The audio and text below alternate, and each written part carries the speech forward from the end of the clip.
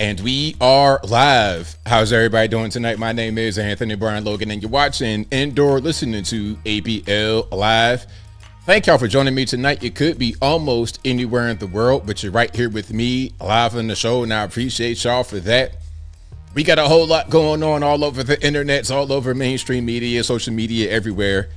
And I'm not sure where to start. First of all, oh boy, Minnesota. Hey, this shooting, the coverage of this shooting, the takes from this shooting for this shooting have been ridiculous. I mean, the excuses that y'all giving this white lady are ridiculous. Worse than George Floyd. This is George Floyd on methamphetamine.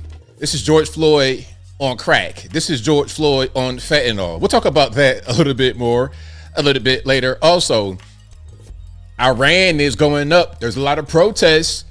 They think freedom is coming because of how easily we dealt with Venezuela. It's like, oh, that's all you had to do was just do that. Well, come on and do that over here. So they smell freedom on the horizon. They want to get released. They want to break away from the Islamic terror that's been plaguing them for a very long time because they're not traditionally Islamic over there. But we'll talk about that a little bit more a little bit later. Also, the Venezuelans are still happy about what's happened. They like what has been going on. Now, there's been a story released about how the Venezuelan attack happened, and it's been covered by quite a few news outlets. I saw it as a story on Twitter, and then I saw it on major news outlets. I'm like, okay, there must be something to it. Also, the Portland police chief cried while talking about 2 suspected gang members being shot by Border Patrol. We'll talk about all those things and a whole lot more on tonight's episode of ABL Live. Thank y'all again for being here. You guys are the best audience anywhere on these interwebs. If you like what you're hearing thus far, if you enjoy the content in general, please give the video a thumbs up, like the video, share the video, do all that good stuff. That'll help me out tremendously. There's so much going on here. I don't even know where to start. Where do I start? Let me just talk about the Minnesota thing right now. I'm going to just get straight into it because this is crazy. Hey, some of the narratives. Okay, hold on. I got to just relax. I got to calm down. I've been waiting to say this all day. I was like, you know what? I'm gonna get on the show. I'm going to express my mind. I've been kind of walking around here saying it in my mind, exactly what I was going to say, because this is crazy. Listen, if you try to hit someone with your car, you're going to get shot. If you try to hit someone, meaning an armed individual, a police officer, ICE agent, Border Patrol, any kind of law enforcement, you try to hit them with your car, then you're going to get shot. ABL, she was trying to drive away. Are y'all dumb? Like, you guys aren't dumb. But to anyone who says that, are you actually dumb? You know what I have realized over the past few days, and really I've known it for a long time. A lot of people argue with you on these things because they're retarded. Now, I'm not speaking about those who are actually disabled. They are totally exempt from this conversation. I'm talking about people that are college educated, big brain, high IQ, all this, that, and the third, but don't understand basic reality. Talking about some shoot the tires. Shoot the tires? What? Listen, hey, and I feel like the things that I'm saying are not really big brain things. This is basic common sense. You should have known this when you were a small child. I'm talking about is 2 + 2 is 4. It's just as simple as that. Because let's think for a moment. And sometimes when I say things like this, I feel like I'm talking to children. Because you got little kids. You got to educate them about certain things. It's okay because they're children and they don't know. They're 5 years old asking you a question and they're going to ask you 10,000 questions. It's okay because they're 5 years old and they're learning. But some of these people, some of these humans, I don't know. Hey, at this point, are they human beings? Are they marionettes, puppets, NPCs? I don't know what's going on. Because you should understand basic things about reality in which you live. Okay. This is how I would tell a child if I'm telling a child, because I've done this before. I got nieces, nephews, cousins. I didn't told them things like this. Check it out. Watch. If you think that you could just shoot all the tires out on the car and that will stop someone from getting hit by the car, let's just think about it for a moment. Okay. If you're like right here where I'm sitting, right? and the car is right here. Matter of fact, let's do it like this. I'm right here. The car's right here. Now, just think for a moment. How can I stop this car from hitting me? How can I stop that instant from happening? How can I stop that? Should the appropriate answer be shoot out all four tires of their car so the car can become incapacitated? Do I have enough time to do that? Do I have enough time to do that? The answer is no. That's like trying to build a house in 10 seconds. I'm going to ask that question. Can you build that house in 10 seconds? No, ABL, that's ridiculous. It's just as ridiculous as saying when you're right here and the car's right here, that you can shoot out all the tires of the car and that will stop this 5,000, 8,000, 10,000 pound vehicle on wheels from hitting you. I mean, for real. And even if you were able to exit reality for a moment and shoot out all four tires as the car is accelerating right up on you, you're not going to stop the forward momentum. And guess what? I don't know if you guys know this, but I'm going to tell you a secret right now. It's between you and I. Check it out. Our car has wheels and the tires go in the wheel. If the tires are not there, the wheels are still going to turn and it's still going to move the car forward. Now, of course, the car at a certain point is going to get damaged if it has no tires on the wheels, if it's going forward. But shooting the tires will not stop the car from going forward. So even if you're able to actually exit reality and shoot the tires out, you still got wheels. You still have a drivetrain. You still got things to make the car go and momentum. It just doesn't make any sense for anyone to say that. I was hearing that. I'm like, nah. And you know what? The thing about it is, it wasn't just a few people. It was like people that got podcasts, people that have big voices are saying this. You got Doc Rivers out there talking crazy. The coach of the Boston Celtics, I believe. I don't know what he coaches now. They pass him around. He go from team to team. Steve Kerr out there with the Golden State Warriors basketball team saying similar things about, oh, it was murder. The dumbest takes, the stupidest takes that are not rooted in reality. Okay, it's just not the way things work. But we're going to get to that. Hey, that whole thing with the tires, I don't know. I don't even really understand how that is a thing that anybody says. I don't get it. It's worse than shoot him in the leg. That's dumb. But shooting him in the leg, that's still okay. Somebody might be right in front of you. You can shoot him like that. Now, you can't hit somebody. That's not what you do when you're trying to end a threat, because the leg is a skinny part of the body. And even if you're able to hit, but you're gonna have a less chance of being able to hit somebody in the leg versus the center mass, because center mass, that's the biggest part of your body. Like your shoulders down to your torso and maybe your hind parts, that's the biggest part of your body. Once you try to go to like small limbs and stuff like that, it's more difficult to hit them. And even if you do hit them, there's no guarantee there's no guarantee that will ruin their leg and make them unable to walk.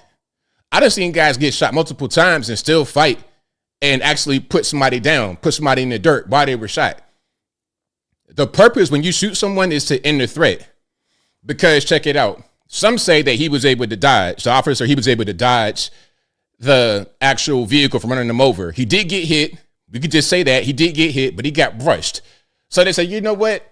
You weren't run over and crushed and killed by the car, so why did you shoot? First of all, when someone makes the decision to square the car with you and accelerate, at that point, it's on and you have to end the threat. You got to end the threat. Talking about she's just trying to get away. Get away. So let me just talk about that, because I'm getting really triggered. If a person hits an officer and then tries to speed off, what do you call that? If someone shoots at an officer in a drive-by and then goes on, what do you call that? And what is the appropriate response to a drive-by shooting or a drive-by, a hit and run? You gonna hit a cop with a car and expect to get away like it ain't nothing? Man, please. Nah.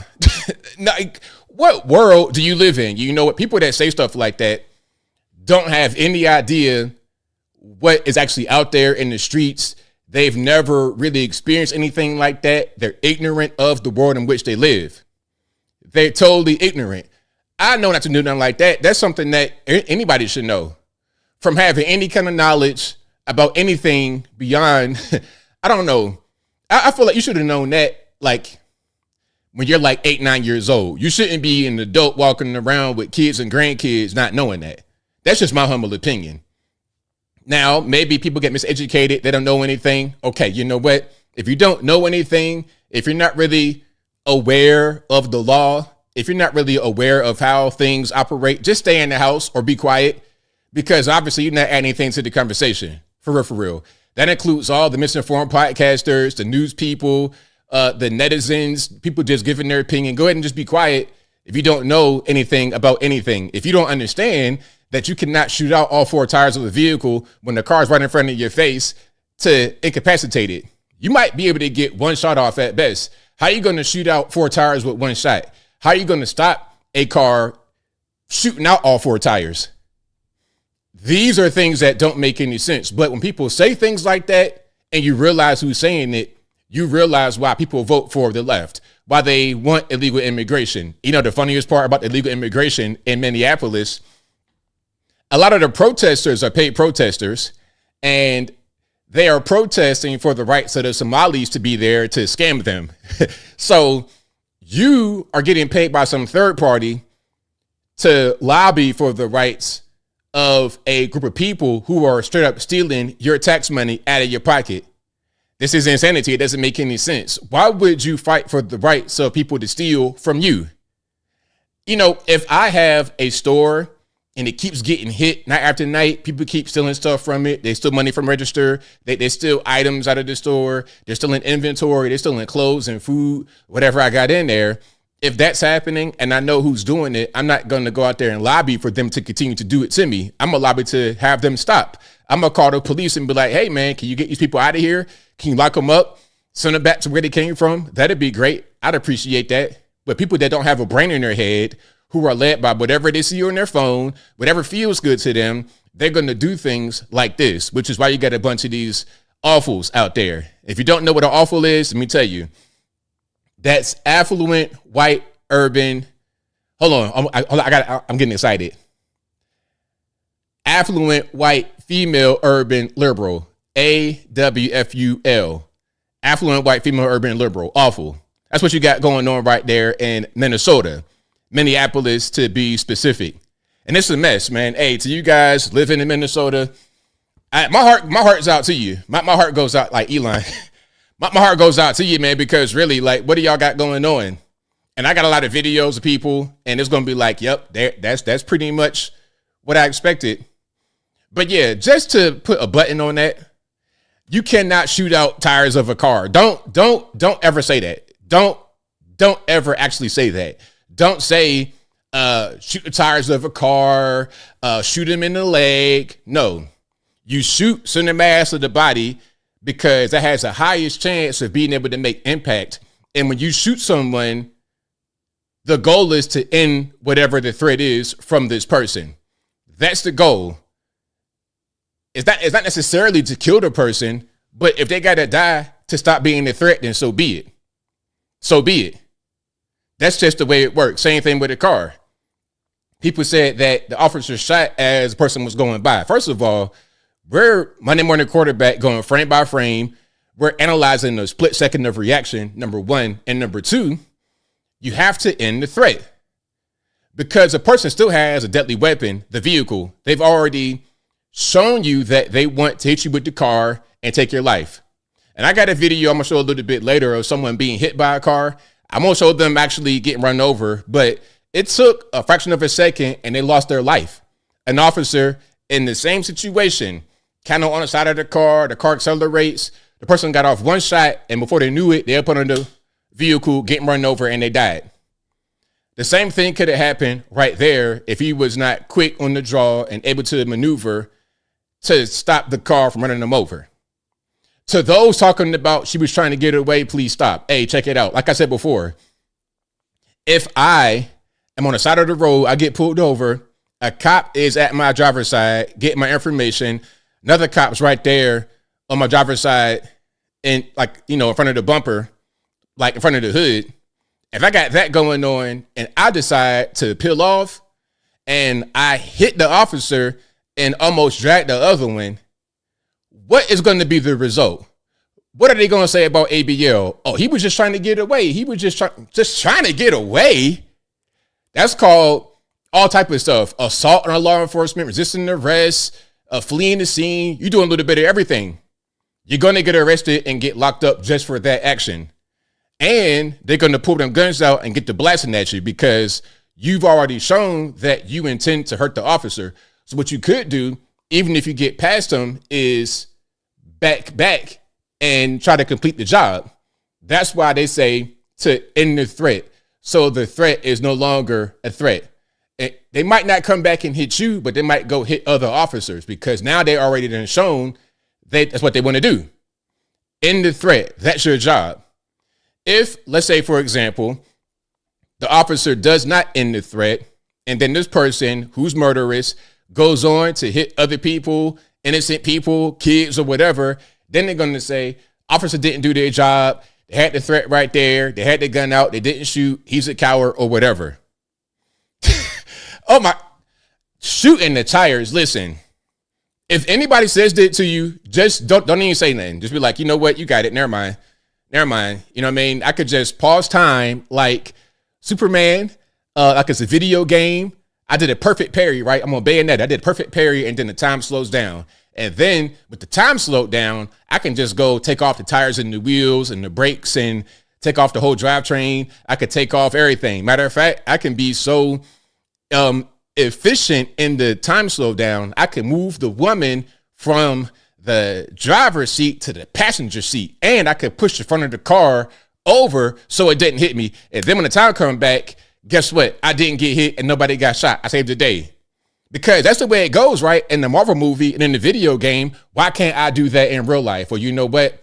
It's a little thing called reality we got to all live in, okay? It's a little thing called physics, reality, like the real world, off of your phone, off of the TV, off of the video game. It's a real world we got to live in. Man, my oh my. Hey, listen, if anybody says shoot the tires or shoot the leg, you already know where they coming from. You already know where they coming from. So don't even, at the major, you can just catch bullets. You can catch bullets in the, yeah. Okay, I'm getting shot. Boom, boom, boom, boom. I can catch the bullet and then just swat it down. Or like Michael Jackson in that meme where they got the guns pointing, he just point the gun down like that. That's not real life though. That's a music video.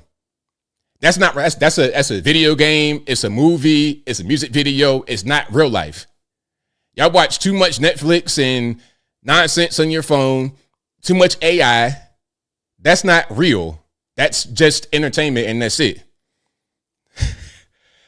Oh my goodness. Dad Mike says, I voted for secure borders, not deleting U.S. citizens. Well, I mean, what's going to happen when you try to hit somebody with your car? It don't matter what the situation. Look, you could have had Joe Biden to win, Kamala to win. It still would have been the same situation and it still would have been the same result.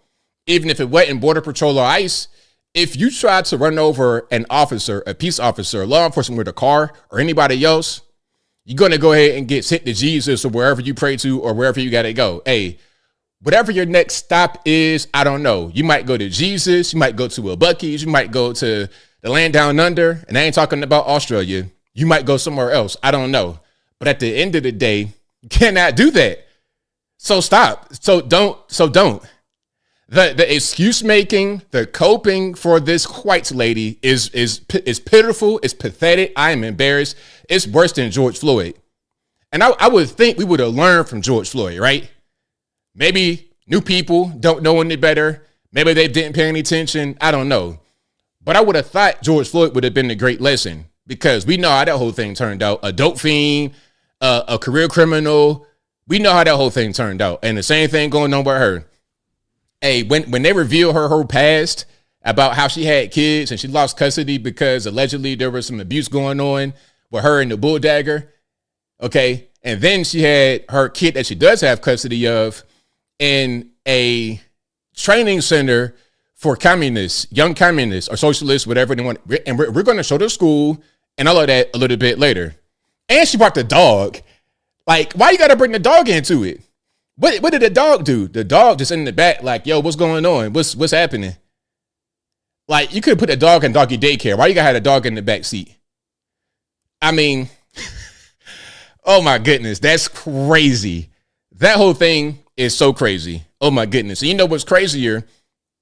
The Portland police chief crying because of 2 individuals shot by a Border Patrol agent. Now, the 2 individuals, I don't know who these people are. Yo sería, yo sería, and yo sería. Yo sería, and yo sería. I don't know who these people are. Matter of fact, hold on. Before I even get into it, I ain't going to show the video quite yet, but I just want to see what I'm talking about. Yo sería, and yo sería. Freaking frat, twin brothers. Brother and sister, brister and sister. I don't know what the pronouns are. I don't know what's happening, but if that ain't the same person, then I can't tell. But that's supposedly 2 different people. Okay, let's see them in the same place at the same time.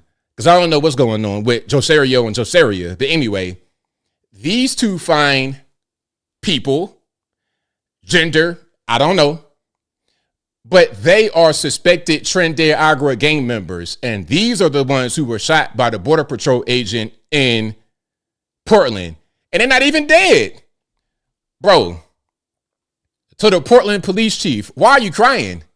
Why are you crying? They're not even dead. And they're gang members. What are we talking about?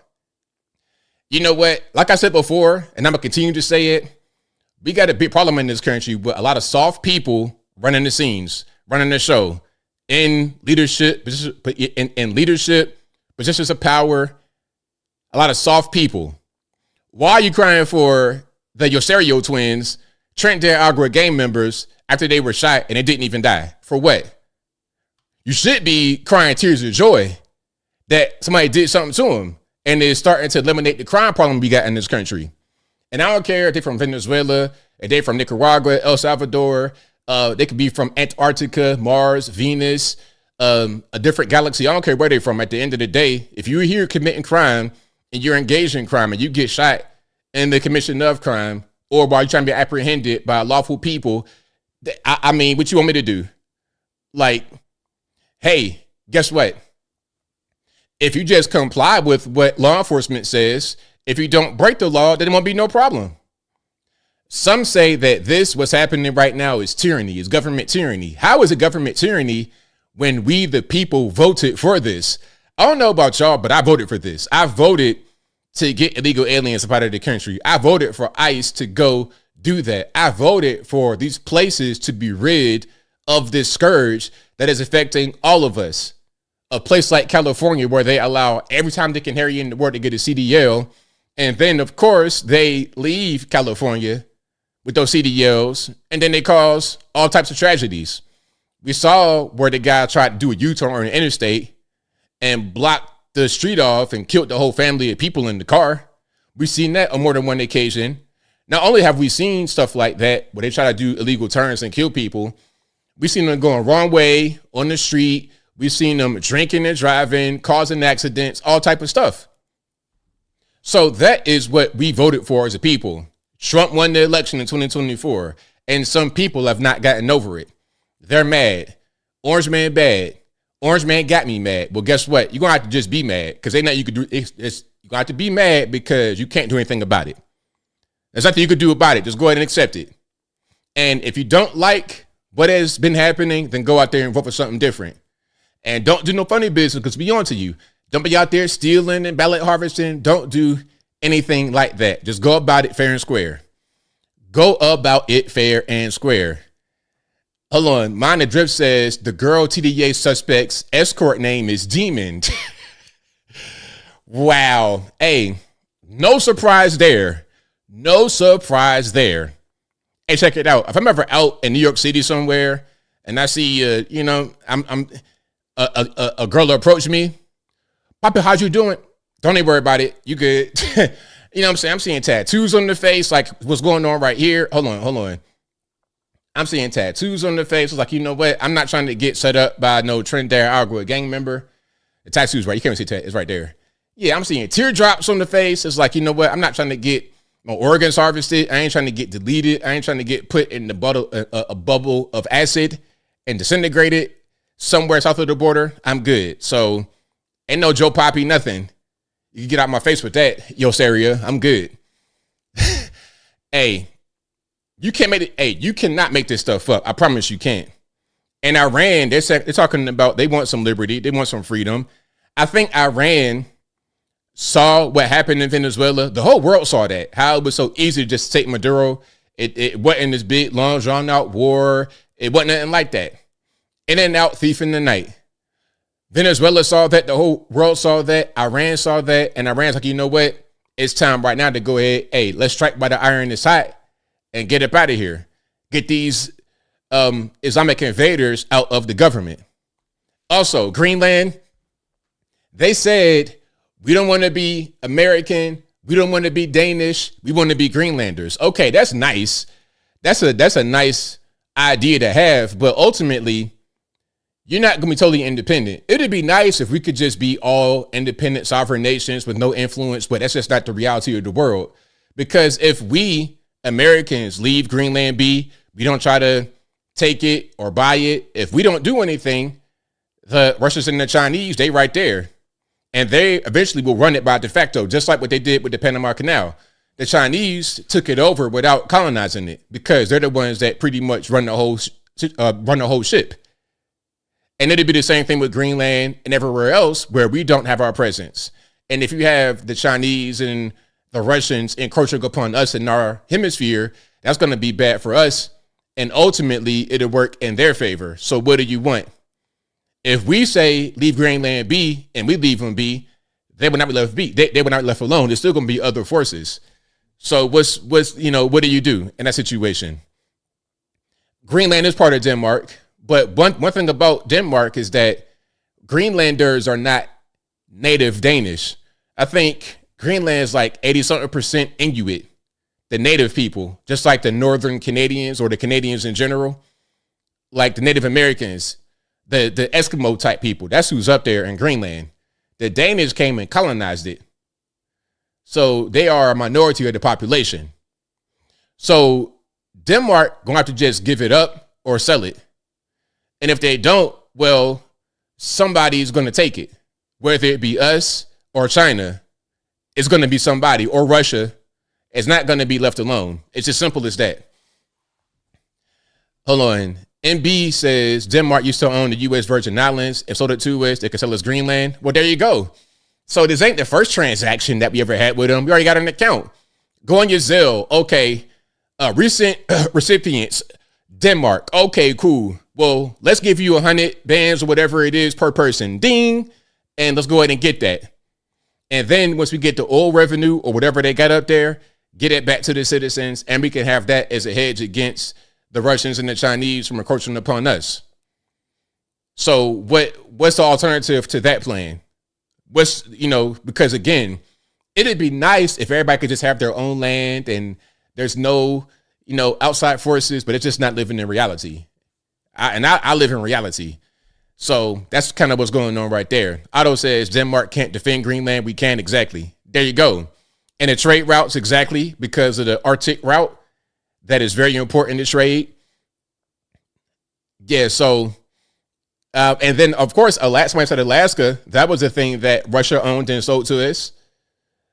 So we could get Greenland too. It's just a matter of time. We'll see. It's a matter of time. But shout out to you guys. I appreciate y'all for rocking and rolling. If you like what you're hearing so far, please give the video a thumbs up. Like the video, share the video, do all that good stuff. That'll help me out tremendously. I see your comment, Apu, about the no smoke. I think I'm gonna play that. I did see that. Yeah, I did see that. So that's the Philadelphia police chief. Hey, one thing. Can I say something since I'm right here? Okay. I've been noticing a pattern with some of these elected officials or people that are in certain positions.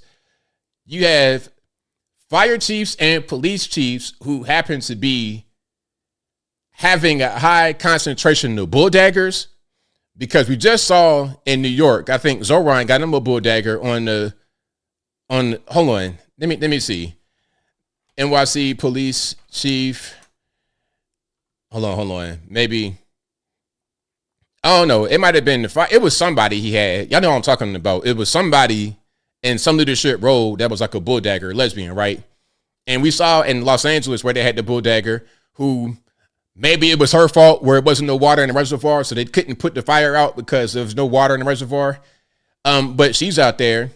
And then in Philadelphia, you get the police chief, big burly bull dagger. Look like she could fight and everything. It's like if you try to box her, you're going to get beat all the way up. So, I mean, is there a particular reason why that's happening? I don't really understand. But anyway, so yeah, I think I will go ahead and, yeah, I got that right here. Yeah, I got it right here. A bull dagger is a big burly lesbian. Okay, that's pretty much a bull dagger. You know, some say bull dyke, but I feel like that's inappropriate. I don't want to say a slur, so I'll say bull dagger. Yeah, masculine lesbian. Yeah, and when I say that, I mean not just like, when I say masculine, I don't mean Ellen Page. You know, that's someone trying to look like a boy, like a pretty boy. I'm talking about a bull dagger, like an actually big, burly, tough lesbian, where if you were to fight this person, it'd be like fighting the man, and you might get beat up. You might catch one of them right hooks right here, and it's going to be night-night. You're going to be asleep, and you're going to be having a nice little nap. Wake up from your nap. Who beat you up? Tranisha got beat up by a girl. She's like 5'9", 195, looking like an NFL running back. What you want me to do? But anyway, if you like what you're hearing so far, please give the video a thumbs up. Like the video, share the video, do all that good stuff. That'll help me out tremendously. And shout out to the sponsors, of course. You guys are the first sponsor, but shout out to patriotpost.us, your best source of news and information anywhere on these interwebs. That link will always be in the description, or go to patriotpost.us in your browser. Tell them that ABL sent you. Also go to ablmerch.com. That is ablmerch.com. We get the hats, t-shirts, stickers, hoodies, mugs, and more right there on the website, ablmerch.com. Also, I almost forgot my Cameo. If you want me to give your loved one a message for whatever the occasion may be, you can purchase one of those from me on Cameo.com. Search ABL. I'll pop up. There's also a link to that in the description box. Click right there. Go straight to it, and I'll take care of you. As long as it ain't nothing crazy, I'll be sure to do it. Also, please go to my regular website, AnthonyBLogan.com. That is ANTHONY, the letter B, LOGAN.com. On the front page of the website, I have articles for each long form video that I produce. And in each article, I got sources from the left, from the right, from the center, from the Democratic, Republican, political, agnostic, local, national, international, whatever you want. I got it right there on the front page of the website, AnthonyBLogan.com. Also, please go to the contact page of the website, anthonyblogan.com/contact-us. There you're able to find my email address, my email address, my UPS box. So, of course, my social media accounts, my Facebook, Instagram, Twitter, never going to call it X, TikTok. All my links are right there on the contact page of the website, anthonyblogan.com/contact-us. And as I always say, if you ever think you're speaking to me on the interwebs, you're probably not. If you did not email me first and I didn't respond to you, if someone reaches out to you and says that they're me and they have some kind of crazy harebrained scheme about how to get some money, how to take this and make this happen and give me some gift cards, I'll make this happen, please don't do it. It is a scam.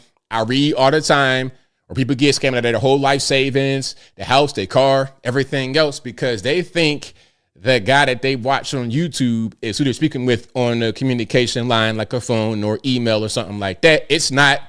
I promise it's not. Y'all know where they're going to be.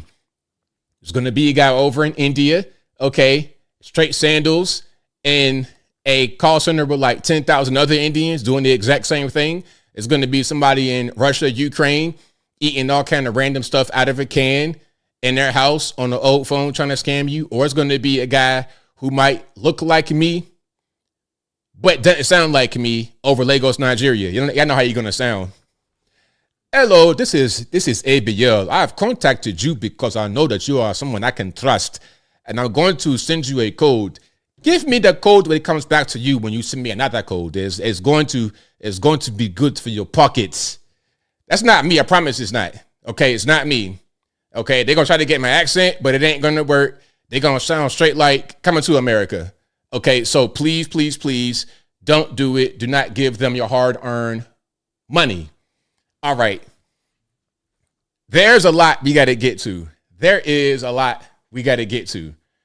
Okay. Lala Rose, I like your work with abortion, but I gotta show this. I don't want to pick on you now, but this is something that I've seen quite a few influencers, news people say, talking about shooting the tires out. I'm gonna just show this. Okay. And again, shout out to her for her work on abortion. Very good. But I think at a certain point, that should be her only topic she talks about, because this right here was bad. I do think it's up for debate still. Was this woman a violent protester, or was she just trying to get out of there in her car? I think that's still the question that's at hand. That needs to be a debate. Always Forever says, the thing is, they could have shot at the tires. I got to start over again because I wanted to kind of respond. But I do think it's up for debate still. Was this woman a violent protester, or was she just trying to get out of there in her car? I think. What is that? Just trying to get away? Is that what we can say? Can we just, okay, so if I'm stopped, it's a police stop, I'm stopped, they're at my car, can I just drive off? Is that okay now? Like, is that what we do? If you do that, like, do something like that in Georgia. If you on the side of the road, pulled over by an officer, and you pull off, they're going to high-speed chase you and eventually do a pit maneuver. You're going to be flipping upside down on I-75 North. Just trying to get away. I'm triggered. That's still the question that's at hand. That needs to be a debate. Always Forever says, the thing is, they could have shot at the tires. They are trained to avoid killing citizens. She was trying to get away. And I think there's a lot of truth to that. And the law enforcement, ICE, should be trained to avoid killing people. That is not their job to kill people. Their job is to protect the peace, enforce the law, obviously practice self-defense when needed, but it's not to just go out and kill people. Lila, see, look, this is why some women should just not be talking, because this is somebody that doesn't understand. I don't think she means anything bad. I think she just doesn't know. Look, if you want people to enforce the law, to protect and serve, they got to do things a certain way that you might not like. How do you know what the proper protocol is in this situation? Did you ask anybody, or are you just going off of your feelings? You see, one thing about men especially, and not all the time, because some of these men out here, they kind of soft too. They're a little light in the loafers. They're not really getting to the bottom of the situation. But what a man should do is ask questions and use logic to come to a conclusion or an opinion about a specific thing. And if we don't have all the answers, let's figure it out. Let's research. Let's dig into it to get down to the bottom of it. The officer in question in Minneapolis, a 10-year vet in law enforcement. He knows what he's doing. It's not just a random guy on the street. He was just like, you know what? Okay, I'm on the street. I don't have no money now. I want to be involved with ICE or Border Patrol or whatever the case may be. Nah, this is a 10-year vet. He knows what he's doing. And just from me being a common sense guy, not even the big brain rocket scientist, I know if you got a car right here and they intend to hit you with the car, you got a split second to react, and you don't have time to do all this spectacular stuff like shooting tires out. You're going to shoot the person because that can end the threat. That's going to be your best bet. So, I mean, again, that right there had me triggered. That had me totally triggered. Okay, let's show the police chief lady. Okay. You don't want no smoke. This is going to be in Philly. This is a Philly police chief. Now, do you see what I mean by bull dagger? Kind of bigger and burly. Like, if you were to try to fight her, first of all, if you're a woman trying to fight her, you're getting beat up off the rip. If you're a man, you're just like a regular guy, not really in shape like that. She's going to give you a hard time. But let's watch this. Good afternoon. I'm Rochelle Bilal, the sheriff for the city and county of Philadelphia. And I say her name, Renee Good. Renee Good. Renee Good. Renee Good. Renee Good. This should not have happened, but we're here today. Let know that law enforcement professionals, real ones, not the fake made up ICE, probably Trump's new army to attack citizens of the United States. Did you hear what I said? No law enforcement professional wears a mask. None. Those that come into our communities wearing a mask to commit crime, thank God for our district attorney, Larry Kraftner, who said he's going to lock them up. And I'm saying now, we are not going to whisk you away for them to hide your identity, because when you do it there, you're getting arrested there. You know what? The thing about it is, I would take what she's saying a little bit more serious if Philadelphia was not a haven for crime and violence and drugs. I mean, seriously. No whisk away for them to hide you. None of that here. None of that here. Law enforcement professionals do not shoot at moving vehicles. I'm not saying fleeing, because she wasn't fleeing. She was getting out of the way. Tell me the difference. Getting out of the... This is your police chief saying this. She was fleeing. You said it right the first time. That was a fortunate slip. I heard that. Like, why we gotta... Did you get a paycheck to do this? I don't understand. Law enforcement professionals do not stand in front of moving vehicles invoking an action that is illegal. No, we don't. And so we stand here today with all those who stand against the made-up, fake, what you can call ICE, professional law enforcement. I don't call them none of that. I call them made-up, fake, wannabe law enforcement. Because what they do is against not only legal law, but the moral law. So I'm with the DA, and we will work with them. If any of them want to come in this city and commit a crime, you will not be able to hide. Nobody will whisk you off. You don't want this smoke, because we will bring it to you. And the fake, whatever they call them, because I can't say the name, but the criminal in the White House would not be able to keep you from going to jail.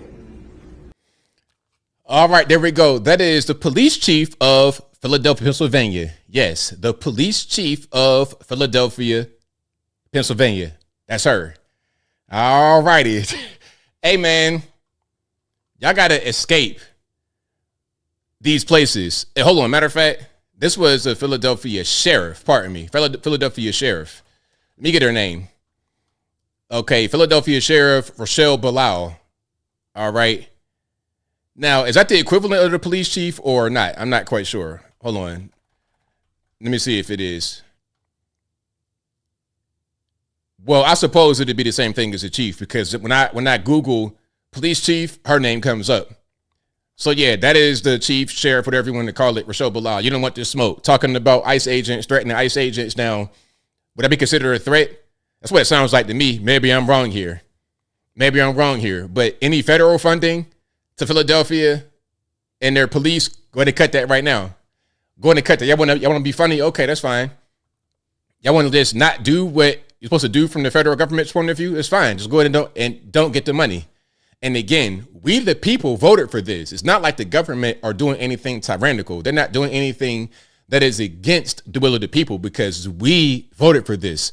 All of what's happening right now was campaigned on. It was promised. And now they're delivering. That's what we want. We the people said, yes, we want ICE. Yes, we want deportations. No, we don't want crime. No, we don't want the drugs. No, we don't want the gang members. That's what we told the federal government in 2024 when we voted for Donald Trump for the third time. You're trying to get in the way of that. You're getting in the way of the will of the people. So you got to go, in my humble opinion. All right. Well, this is going to be Steve Kerr, the coach of the Golden State Warriors NBA basketball team, talking about what happened in Minnesota was murder. Well, I'm glad that the Timberwolves, recognized, her life and the tragic nature of her death, and it's shameful, really, that in our country we can have law enforcement officers who commit murder and seemingly get away with it. I got to pause because copyright in the NBA, but is it murder?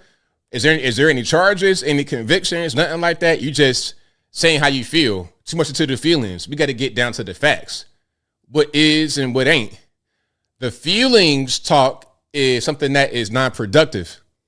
It's shameful that the government can come out and lie about what happened when there's video, and witnesses who have all come out and disputed what the government is saying. So, you know what's funny about that is that there are people who support what the government say as well, but you want to ignore that.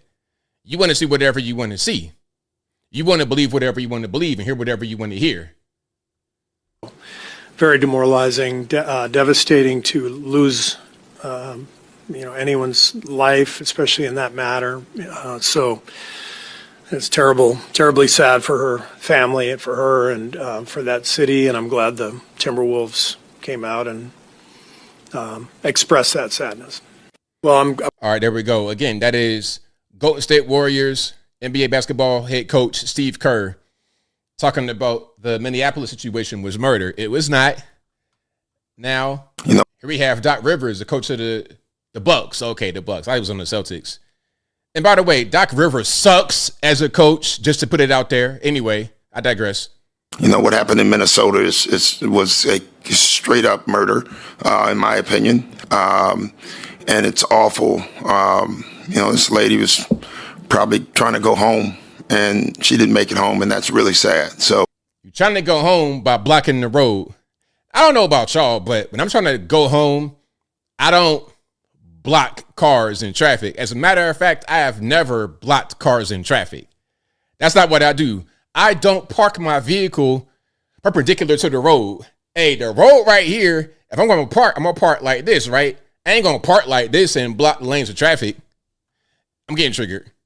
The whole ICE thing it's a travesty. It's clearly, to me, we're attacking brown people, and brown people.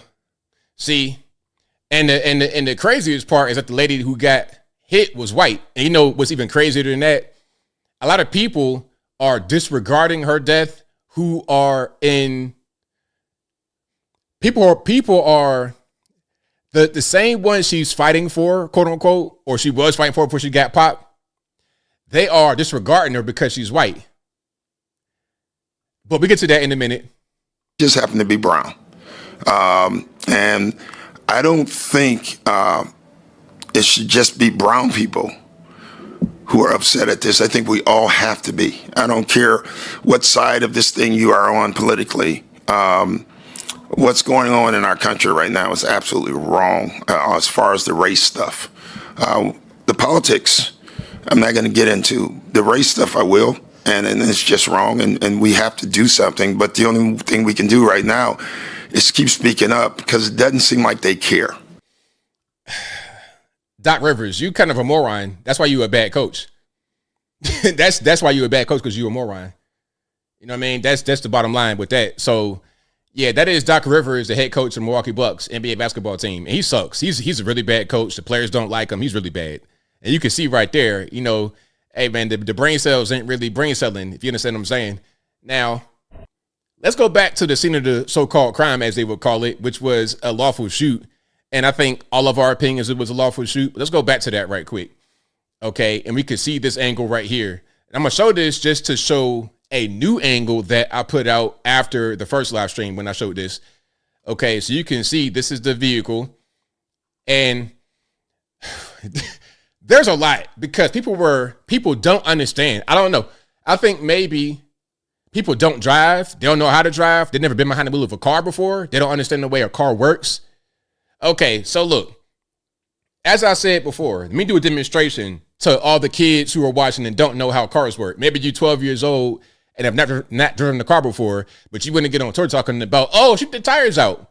Anyway, to the 12 years old, people out there and those who are 40 years old and can't drive, let's say the road is right here, right? This phone is the road. It's going this way, okay? And then this is her car. She's parked perpendicular, not parallel, perpendicular. So she's blocking the lanes of traffic going this way. Does it make any sense? Am I doing this right? Okay. So if you want this vehicle to turn like that and park this way, you cut your wheels to the left. Okay? So you go from like this to like that, and you could park. Now, if you're like this and you turn your wheels enough to aim at the officer, and then you turn the wheel to the right and get it centered and you accelerate, you're trying to hit the person that you are squared up with, which in this case, it was the officer. Do I make sense? Am I clear? Now let's watch this video where we see the vehicle doing what I said, turn the wheels to the left as to line up with the actual road going that way, right? Okay, so the front end of the vehicle turns clockwise. As you can see where it is right here. And then it goes that way to the right because the wheels are pointed to the left. Okay. Now the vehicle stops. Okay. It stops going that way. So the intention is not to become parallel to the road. It is to aim. Okay. Let's look at it one more time. Okay. We see the wheels, left, left, left, reverse, reverse. Then it stops. And then she's turning the wheel to the right to get the vehicle centered, to get the wheel centered and aligned with the vehicle where it's aimed. And then you see the wheel go forward. Let's see that right there. As the wheel, boom, there it is. It goes forward. And at that point, the officer realizes she's trying to hit him with the car. And at that point, the gun comes out. Boom, boom, boom. And then the wheel begins to turn to the right when the gun comes out, and now she's trying to prevent from being shot. She was not driving right from the beginning, trying to escape, trying to leave. She was trying to hit the officer. And when that gun came out and they got really real, then it became, let me turn all the way to the right to escape. If she wanted to just get out of there, she would have kept turning the wheels of the car to the right when she first stopped after turning it to the left. She would have turned all the way to the right and gone that way rather than aiming it and squaring straight with the cop, trying to hit him. And another officer was right there on the side and she almost dragged him on this ice. Okay, now the officer, you can see as the vehicle is passing, he still has to shoot because, first of all, we're watching this split second, frame by frame, slowed down. This is happening within like 1 second. But like I said before, the vehicle is now a weapon because she hit him with the car or nudged him. So if he doesn't end the threat, she could go down the street, hurt somebody else, or reverse or turn around and then finish him off or finish others off. Hold on. And you know what? Shay says, ABL, you're doing all of this. And some folks are gonna be like this. So what does it mean? What does parallel mean? What does perpendicular mean? I think I'm being as clear as possible. I'm used to teaching young people how to, so this is the best way for me to do this. Now, here's a new angle that we have straight from the ICE agent. And this is going to show all of what I've been saying from the beginning. And just to, pat on the back from myself, I said exactly what happened from the very beginning. From the very beginning, right when I made my video, I called it exactly because it was obvious what happened. All right, because I know how to drive a car and I know physics and I know time. I understand how time works. Anyway, idiocracy. Listen, idiocracy. I'm not sure in idiocracy. That's pretty much who I am in this particular movie. Anyway, so let's start. When the video starts, you can see this wheel right here pointed to the left, because at this point she's backing up. You can see the wheel going the other direction as she's backing up. And then she stops and hits the vehicle in drive and turns the wheel the other direction because she wants to get the wheel from going left to going center. You turn the wheel to the right to go from left to center. You cannot turn the wheel any other way to get the wheel from the left to get back to center. So then it becomes, let me accelerate. Mash on the gas. Mash on the gas. You're trying to hit him. And we can hear the sound, the thump that it makes when she hits him.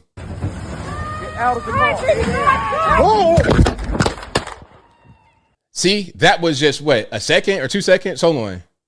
From the time he got hit to the time the gunshots rang out. So 0.4 is when he gets hit. 0.5, the gunshots are over. You don't have time to hit tires or anything stupid like that. Okay? But that's just the reality of what's happening here. So there's that. There's that. Okay. Now, here's an example of what can happen when somebody is in the same situation. Here's what can happen. Now, this, unfortunately, the woman did not survive. We're not going to show her get run over or anything like that. We're going to stop it before then. But we're going to show just how quickly you can lose your life in that same situation, okay? So she's in front of this Jeep, right? Kind of similar to the other person. The Jeep, she's like kind of to the side, passenger side. Not necessarily right on the Jeep. I mean, not like dead center, but kind of off to the side. Now, in this case, she's telling them stop, and she got the gun drawn. Watch what happens. As the Jeep continued to advance, Officer Caprio got off one shot. WJZ won't. That right there, that was it. Did you catch it? If you blinked, or you might have been sneezing, or you might have missed it. Watch. As the Jeep continued to advance, Officer Caprio got off one shot. That's it. That's all it took. 5 seconds, really about 2 seconds, and she was dead. You don't have time to do all that extra stuff. Let's one more time. As the Jeep continued to advance, Officer Caprio got off one shot. That's it. That's all it takes. You got off one shot, boom, you're under the vehicle and you're dead. Hey, man. So, yeah, anybody telling you that this shooting was unjustified and it was murder, tell them that they don't understand reality. Tell them that they don't get the way that life actually works. Physics, reality, anything like that. Time, they don't understand anything.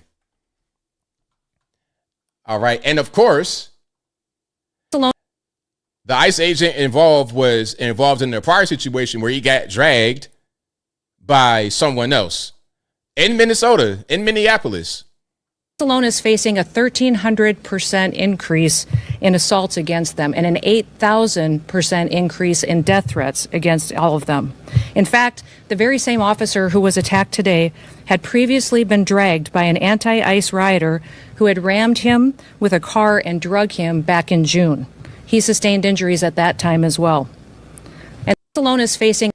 All right, so you saw that, you heard that. She said, hey, the guy was dragged before, the ICE agent, which happened back in June.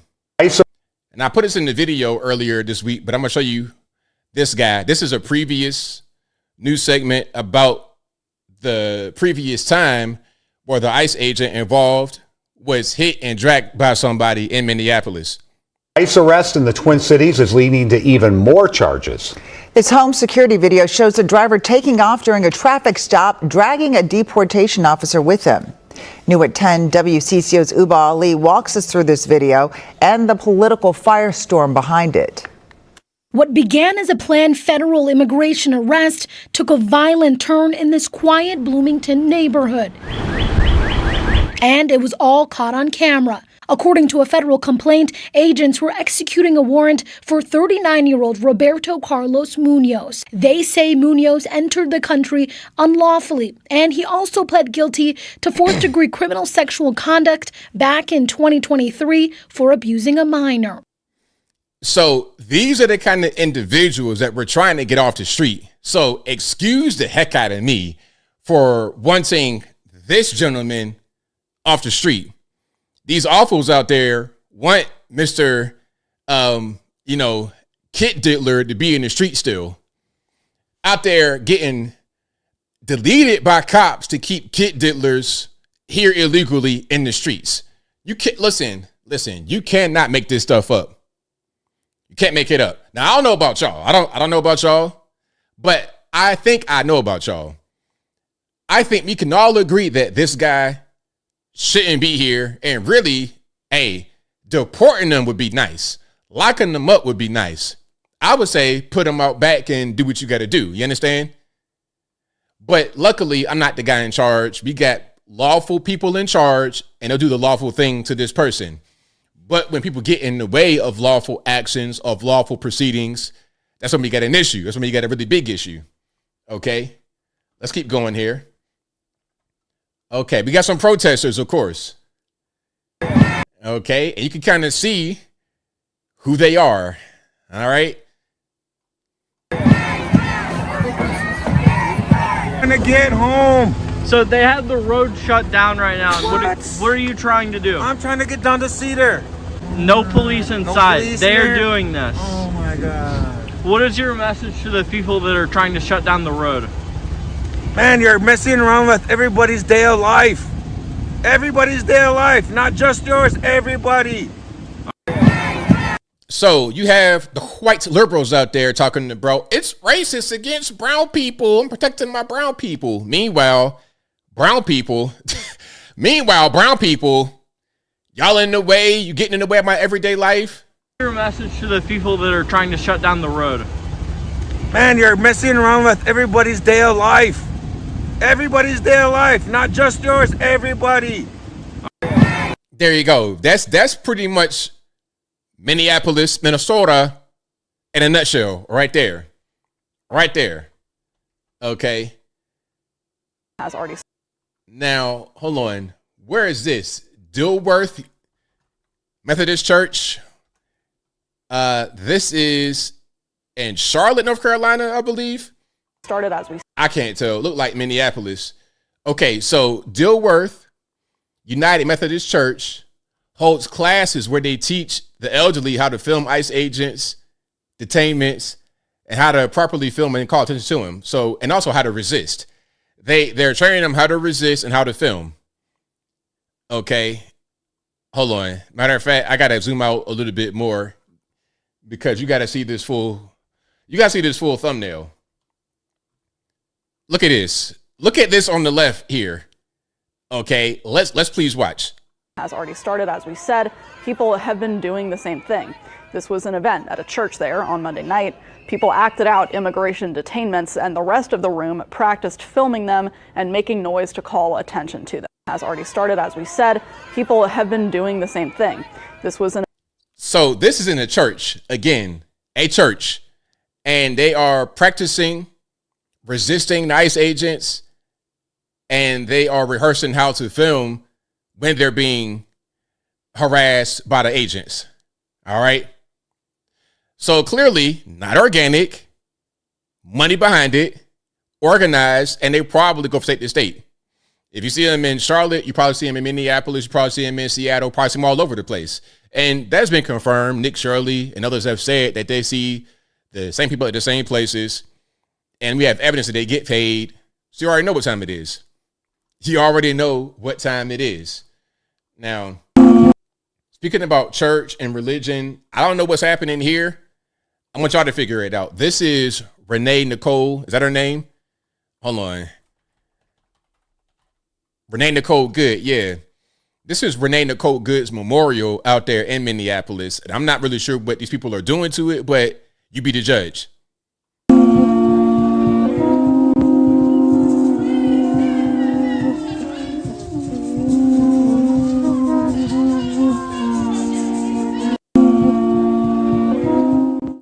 Okay, anybody want to chime in and tell me what they got going on? Okay, I'm seeing the Mexican flag for some reason. I'm seeing all kind of random stuff. I'm seeing a bunch of trash, to be honest with you. Hey, after these people leave, after the money dries up that they're getting paid to be out here, after they're gone, the streets are going to be filthy. Filthy. That's one thing about the BLM and all that back in the day, 2015, 2016, that era, and even a little bit later, like 2020. One thing that the liberals are known for is leaving the mess wherever they go. And the conservatives, whenever we have a march or anything like that, we make sure to clean it after ourselves. There was a march in Richmond. It was a Second Amendment march some years back in Richmond, Virginia. And after they were finished, the park looked better after they were done than before they got there. The park looked better after they concluded their speech or their march or whatever than it was before they got there. That's the way it should be, rather than a complete pigsty when you leave. All right. So we got BLM out there talking about we're going to shut the streets down again. All right. And justice for Renee Good. Look at that sign right there. All right. Let's watch some of this. Shut these streets down. Yes. Again. Make the city pay. Again. And again. They was worried about losing money when George Floyd died. We as a people can cause them to lose more money now. If we don't stand together, we're going to fold. Together we stand, divided we fold. We as a community got to stop talking and do the work. We cannot wait till somebody die again to do the work. ICE is a demon. They are not human beings. They are killers. They're killing on target. Shut these streets. Okay, so again, as I said time and time again, a big problem in the community is lack of education. You can hear it right there. I mean, I don't gotta really. You already know what's going on. Not much education happening there. You're being told certain things to say, and you go out there and say it, but without the education to understand what's going on, you're not really going to understand what you're saying. You're being given talking points by someone more educated than you, but the person you're getting your points from has nefarious intent and you don't even know it because you have no education, no way to defend yourself against what you're being told. That's part of the reason why I'm here, to dispel that narrative, to give you an alternative rather than you being told something that's evil to go out there and parrot. You think you're doing the right thing, but you're doing the wrong thing in reality. Again, some of us live in an alternate reality. We don't really know what's going on. We just do things and say things because we think it's right. We think it's correct, when at the end of the day, it's incorrect. It's not right. Okay, we got some more. We got a lot more. We have a whole lot more. Here's Ilhan Omar looking very uncomfortable and awkward at a protest. Hey, you know what? I'm supposed to be just in the house with my white husband, my campaign manager, consultant, finance guy, whatever, funneling campaign money. Why I gotta be out here with y'all? Musty, no shower. Why I gotta be out here with y'all? Look at her face. You know why she's out there? Because she wants these people to continue to go out there and cause mischief so her people can continue to steal and rob and scam. So it makes sense. Hey, y'all do the dirty work while we do the paperwork. Let's watch. Walls, grow some balls! Walls, grow some balls! Walls, grow some balls! El pueblo presente! El pueblo presente! He was taken by ICE just the other day! Somebody say shame! Shame! They murder when they ignore. Hey, what's going through Ilhan Omar's mind right now? Hey, that is a nice big septum ring. Hey, what's that smell? It's all kind of smells going on. I don't know what that is. And I'm right down in her armpit. I don't know what's going on. What do you think is on Ilhan Omar's mind right now? Calls from people who really need them. And when they assist ICE,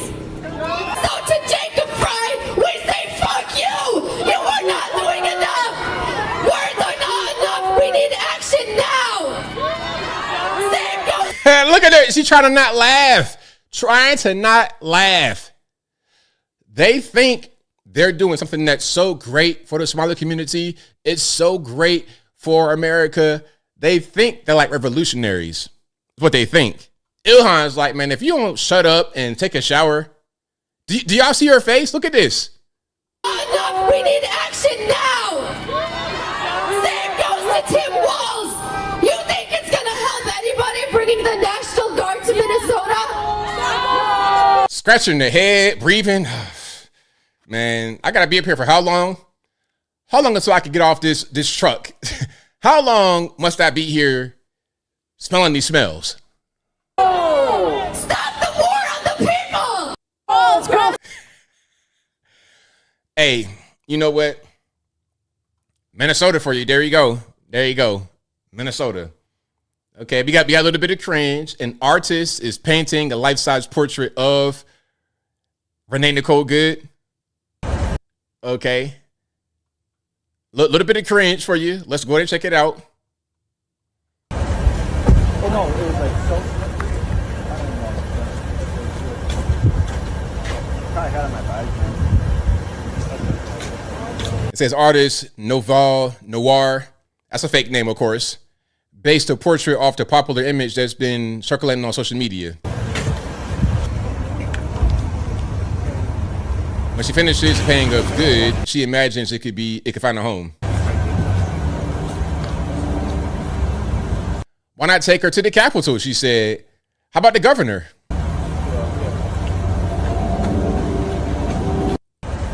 Yeah, she black, trying to get some attention, trying to get some clout, per usual. Per use, whenever you have these little events that happen, everybody want to come get their 2 minutes of fame. Their TikTok scroll of fame. Everybody want to do that. That ain't nothing new. Now, I'd rather her do that, be out there painting, than some of her counterparts. Because what in the world is this? Let's watch.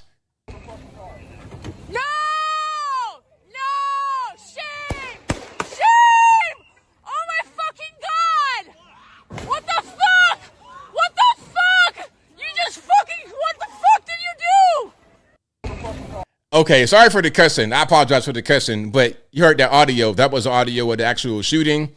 And the caption on the screen says, I can't unhear the sound of the car crashing after the gunshots. Justice for Renee Nicole Good.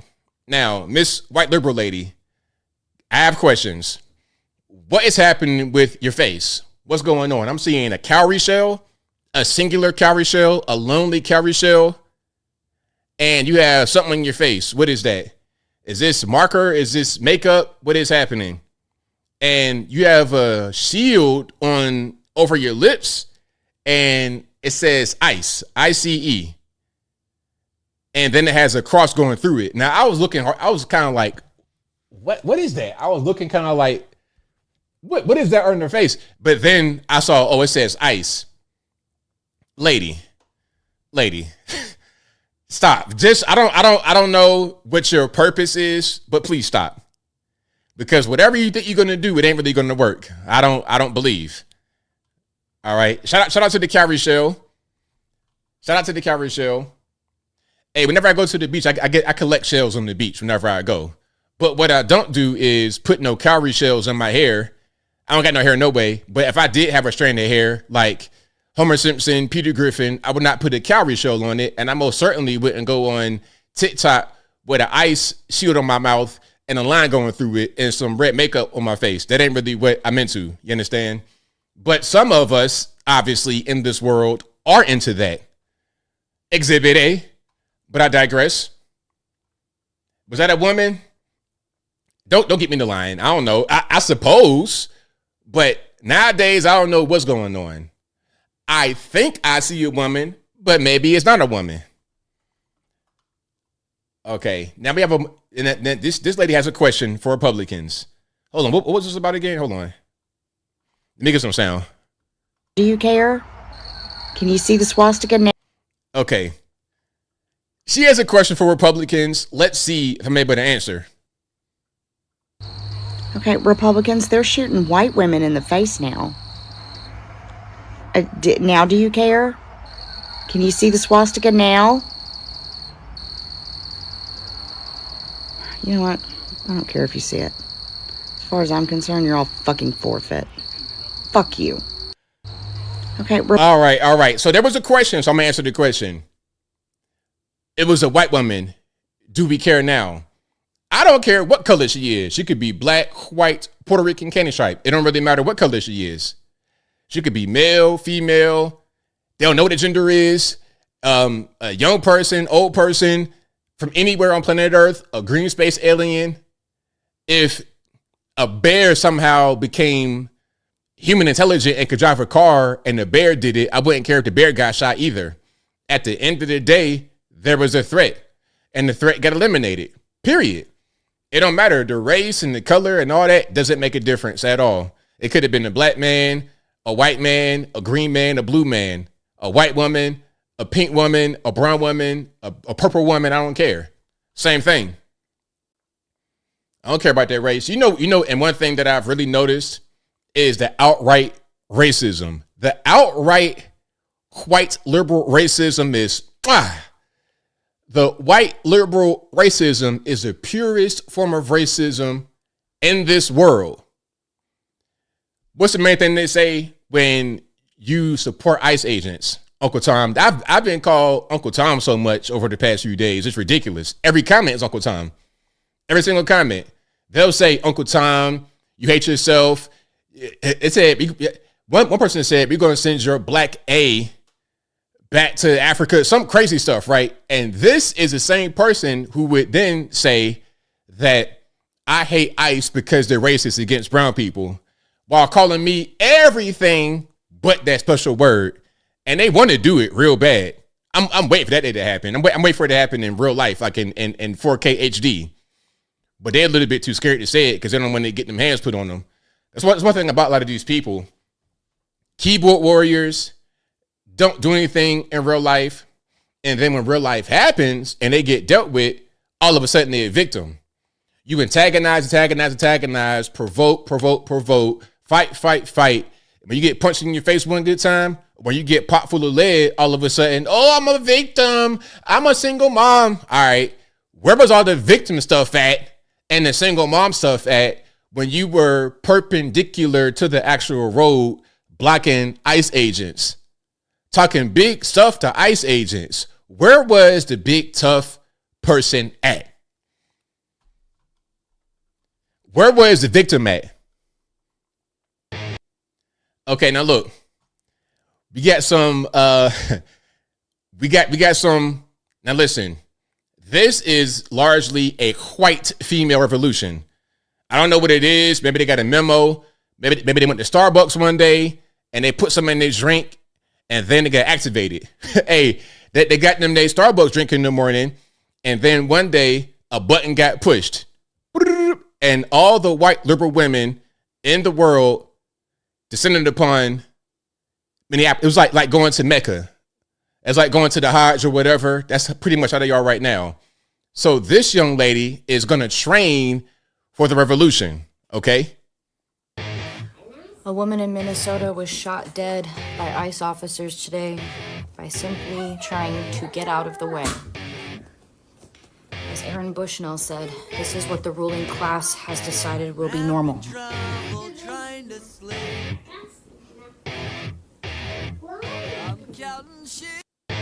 All right, there we go. So, shout out to the music in the background. What's that? 311? What is that in the background?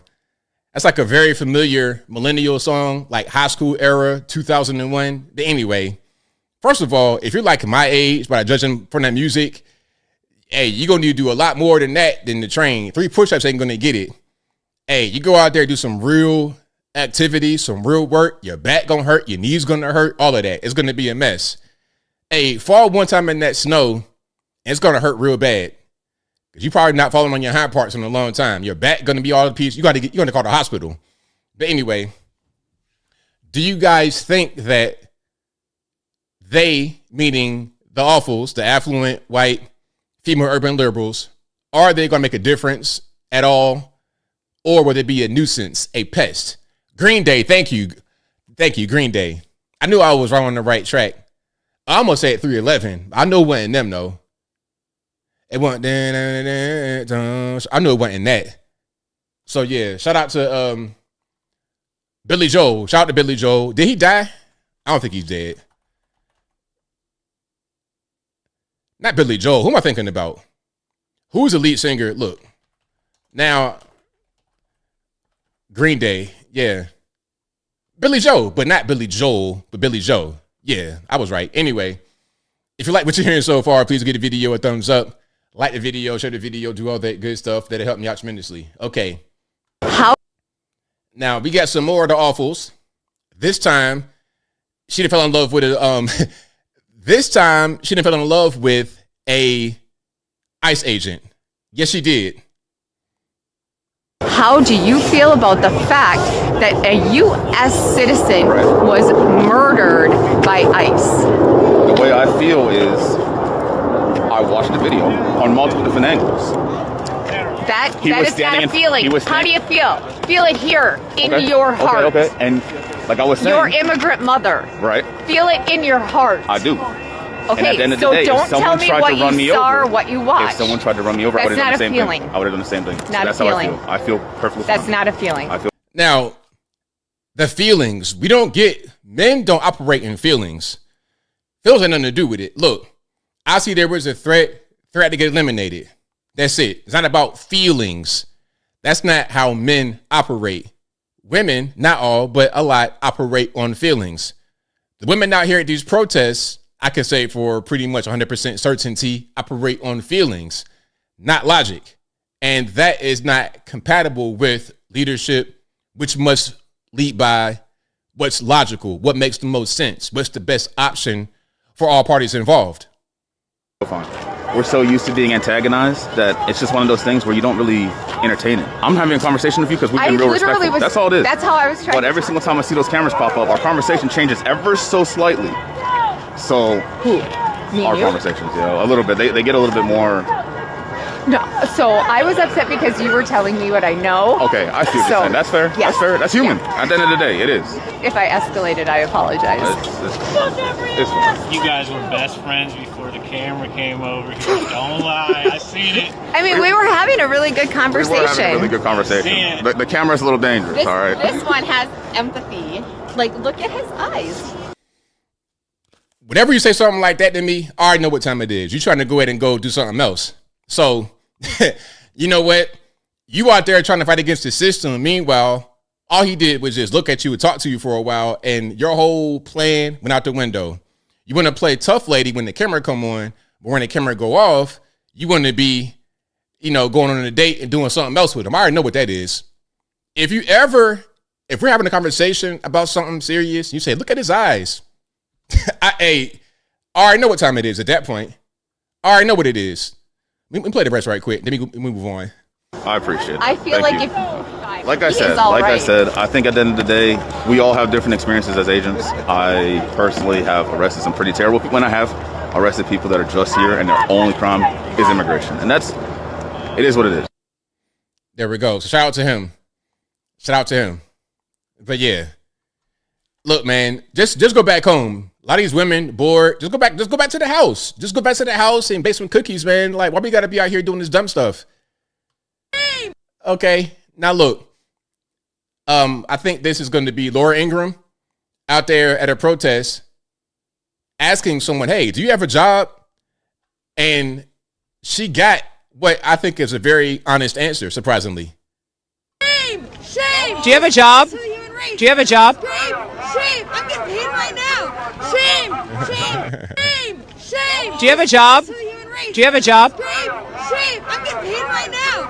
Shame! So she admitted that she's being paid. I'm being paid right now.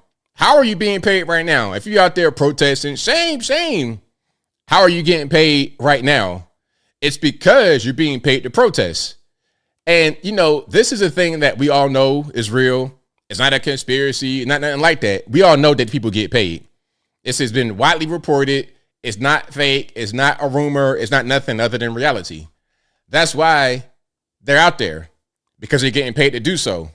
Why would you be out there in the cold dressed like this, talking about some shame if you're not getting paid. Now, some are going to be bored and they're just doing stuff, but a lot of them are getting paid. Yeah, exactly, J Flow. Screen Actors Guild, SAG actors, okay, getting that SAG minimum. I already know what time it is. Yeah, you already know what it is. Okay. I quit my. Now, this young lady, I suppose, and sometimes I don't know. I'll be seeing these colors. It's like gang colors. It's like 90s. It's like when I was a kid, you had the Bloods and the Crips and stuff like this, right? And on the West Coast mostly. And the whole thing was the red and the blue. And it was always something that I was told as a kid. Like if I went to California, I could not wear red and blue just out in the open because they might, it signifies you're part of a gang. Now, in this case, I'm seeing the transgender stuff. So maybe you're part of that gang. I don't really know, but I digress. I quit my job for this, and I've been having flare-ups and stuff, so it's like I can barely, and I have panic attack. You said when you heard the sirens, you immediately ran out. Where were you? I was about 15 minutes away. And what were you doing?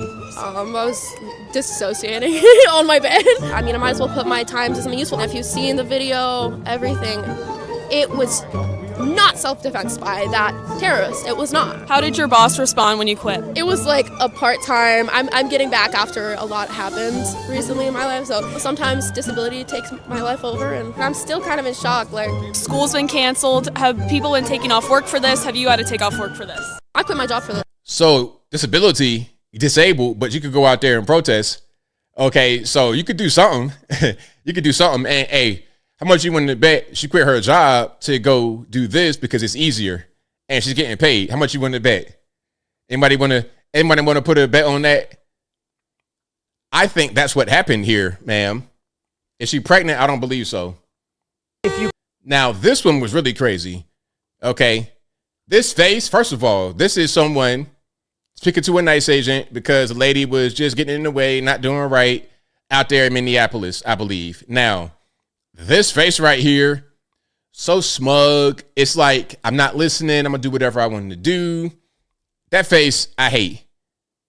And this circumstance, I hate it a lot. It's just like dismissive. That is one of the worst faces you could ever see in this situation. You already know. When he's talking to her, he already knows that she's not really trying to hear him out. It's like a bad kid. But let's watch. If I continually see you following us, interfering with us, honking your horn, blocking our cars, you have a very high probability of making a really bad decision and being arrested today, okay? I think I'm making exactly I'm not. the right decision. Oh, then why are you giving her a warning? I'm giving her a warning to not interfere with what we're doing, to not make a bad decision today and ruin your life. Whoa, bad Okay, decisions. thank you. That's funny coming from you. Okay, alrighty. Thank you. Have a good day. I hope you have a terrible day. Okay, thank you. Okay, now let's go back a little bit. Let's go back. Do you see what I see on the passenger side of the vehicle? Right there. See right there in the center where the microphone is? Right over there. See if I can get a better shot. Yeah, right there. Those are adult diapers. Now, some may say, hey, you know what? That could be for a family member. She could be bringing them to her mom or something like this. Why would they be out on the passenger side seat like that? That's kind of an odd place to put it. There's no bag or anything on it. So, you know what I think? I think that this lady is out there in her car blocking ICE agents and has the diaper so she could stay in the car for longer. Now, that is disgusting. Hey, lady, you are disgusting. You super trifling for that if that's what you did. But 2026, the affluent white female urban liberal never surprises me. Hey, the affluent white female urban liberal never ceases to amaze me, and they don't surprise me. I would not be surprised if she used those diapers in this vehicle. Hey, man, look. You cannot make this stuff up. I promise you can't. I didn't put the diapers right there. This is not AI. This is a real video. And I'm just observing what I see. So, hey. Hey, you know what? Y'all got it. Y'all got it. Y'all got it. Now, this woman right here brought her baby to the protest. And I want you to see the screenshot right here. The eyes tell a story. Okay, you looking like you're not even really a human being. I don't know what's going on here. We be getting some creatures that are just popping up. I don't know what's what. Hey, if you spiritual at all, I'm just saying you might ask a few questions if you're spiritual or you're religious. Like, what is this right here? Is it a real human being? But let's watch. Hey. And let me get this off the screen and then let's go ahead and rock. Hate what's happening to it with people who frankly aren't from here coming in and telling us who should be here. And when it comes down to loving my neighbor, I'm just going to love my neighbor. So You have a little peanut with you. I do. This is Lola. Lola, and why was it important for you to bring her? Just to feel the energy of love and community and to show people that I'm not going to let someone else intimidate me to live in a city that doesn't represent what I want it to represent. I want to be able to bring her in a place where people are saying we love our neighbors. Minnesota is, I grew up here, it's known as a very welcoming place. Can you believe your eyes? Can you believe what you're seeing happening on the streets? I mean, no, and also I have to, because if I don't believe it, I'm not going to take action, and I think it's important to stand up for what's right and show up the way that I would want someone to show up for me. It's amazing. And what's your name? I'm Molly. Molly. Thank you, Molly. Thank you. Okay, so something else. I'm seeing gang colors, trans. Am I seeing it or not? Now, I did see this sign in the background. It's supposed to be it's like a Christy Nome caricature. You see it right there? But I mean, it's kind of an unfortunate placement for Miss Molly right here because it looked like somebody else too. But we ain't gonna talk about that. Anyway, let's keep on going here. And hey, God, please save the baby. Hey, God, please save the baby. Because if Molly want to do something crazy, want to act up, please save the baby. Because people, they will do things with their baby. They don't care. I told y'all before about this story. It's like right here. I've said it before, but long story short, there was a hitman going around town in Virginia. He shot 2 people and an innocent man. The guy was shooting people who were like gang members because he was a paid hitman. But one guy he shot was not a gang member, just a random guy in the street. Anyway, the police are cornering him. They're going to arrest him at a 7-Eleven as he's parked. He's in the car with his baby mama and the baby. As the police approach the vehicle, he puts his feet up against the passenger side door where he was sitting because the girl was driving. And he shoots his gun out of the car at the police. The police shoot back. He dies, and his girlfriend dies because when he put his feet up against the actual car door, his back was up against his girl who was in the driver's seat. The bullet goes through him, hits her, she dies. The baby did not die. So shout out to the baby. Thank God for that. The adults, they got deleted, but God saved the baby. All right. I think we got a few more people on the streets of Minnesota giving their 2 cents. Then we're going to move forward. I think ICE's actions in this state are despicable, and we don't want them here. We don't want them taking our neighbors. Oh, what are we doing? What are we doing? What are we doing, sir? What are we doing? You tell me, because I can't tell. I don't know. You know more than me. What is our country? What is happening? Great questions, sir. My God. These are people's lives. They're not hurting anyone. Like, for what? This is based on hate, right? Like, it's all based on a hate. I mean, I just don't believe that whoever shot this person is going to come to justice, and that's sickening. I think ICE. There we go. Minnesota, y'all got to get it together, man. Y'all got to get it together. Shout out to everybody that's not like that in Minnesota. Oh, one more. This kind of ties it on home. All that protesting, crying, carrying on, losing your life, putting your life on the line, putting your baby's life on the line, all of that And then when you die, what will the reaction be from your comrades, from your fellow protesters, from those who you wanted to protect? What will be the reaction? So, I mean, I'm just walking around kind of just dazed-eyed because I was like, I don't know if it's the right thing to do. It feels kind of wrong being here in some way. I don't know why. And why do you think, yeah. I don't know. I don't know, like, where that stems from. Like, I mean, part of it is being, like, a white woman that I'm privileged, and I have a lot of privilege. So I feel like white tears are not always something that's helpful or necessary when black and brown people have been experiencing this for a long time. This isn't new for them, and so I don't know if that makes any sense in that way. How did you decide that you should be here? Or are you still figuring that out? Well, I work like 2 miles from here, so driving by, it was like, I'm here. I'm 2 miles. I can stop. So she's at the memorial for Renee Nicole Good. But she's saying she doesn't really feel right to cry because white tears is not really appropriate because black and the browns, this is what they go through all the time. First of all, don't put us in it. Don't leave us out of it. Leave us out of it. This is your battle. This is your fight to fight. Don't bring us in it. Nah, that's on y'all. And it's crazy how you can't even cry for your sister in arms.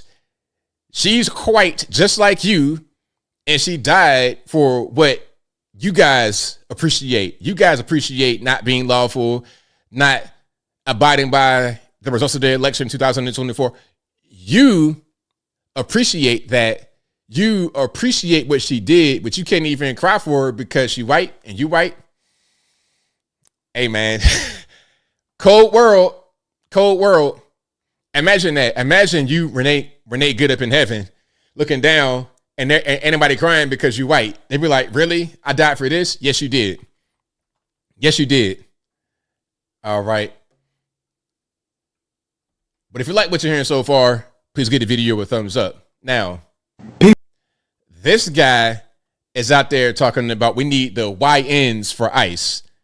Okay, the YNs. If you don't know, the YN, that means young and intelligent. Now, I'm just playing. It means young black male, ready to fight, ready to do something.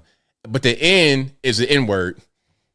Now, bro, before I even get into it, what are you doing putting yourself in the conversation? I didn't show white woman after white woman after white woman. I didn't show repetitive white women. What are you talking about, bro? What are you doing? You all in the Kool-Aid, don't even know the flavor. All in the wrong, you in the wrong party, bro. Hey, if you just happen to bring your midnight self down to Minnesota, you might get locked up on GP. Just for no reason because you don't even really fit in. What are you talking about? Okay, I'm getting triggered. Let's go ahead and roll the clip. People, it's no more explaining. Let these YNs know that ICE is coming in these neighborhoods. Let these YNs know not to run in the house when they see the cops because they run around shooting each other. No, share my video. Let the YNs know we're about to go into martial law. We need these YNs to step up. These young boys that's running around these ski masks, these super United States gangsters that's running around holding each other, we need the YNs now. Hold them accountable. These cities that ICE are running in, where the gangs at? Why soon as ICE come in, the gangs running the house? I see more white, older people are trying to fight the cops than gangs. Where's these gangs at? Let's hold these YNs accountable. Let the YNs know in your neighborhood that got the ski mask on that ICE is coming their way too. And we need the YNs to step up now. YNs is going against the fucking ICE. They shoot each other every day. We holding them accountable. You see these young niggas out there, let them know the police coming. You need them to protect you. The YNs got to protect everybody right now. ICE coming. Ain't no running the house.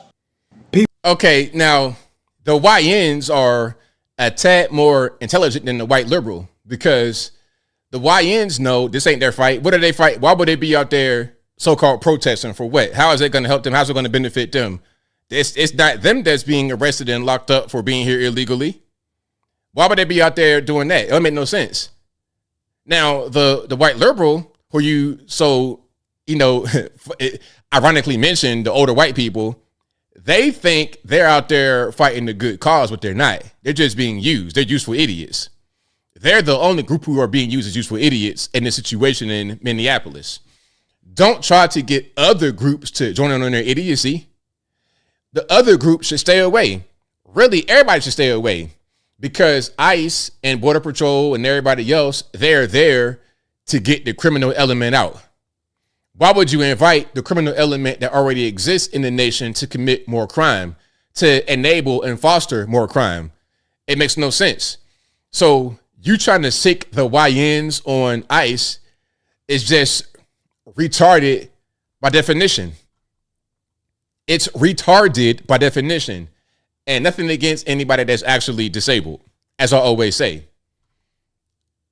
Listen, Okay, and this guy has a message for ICE.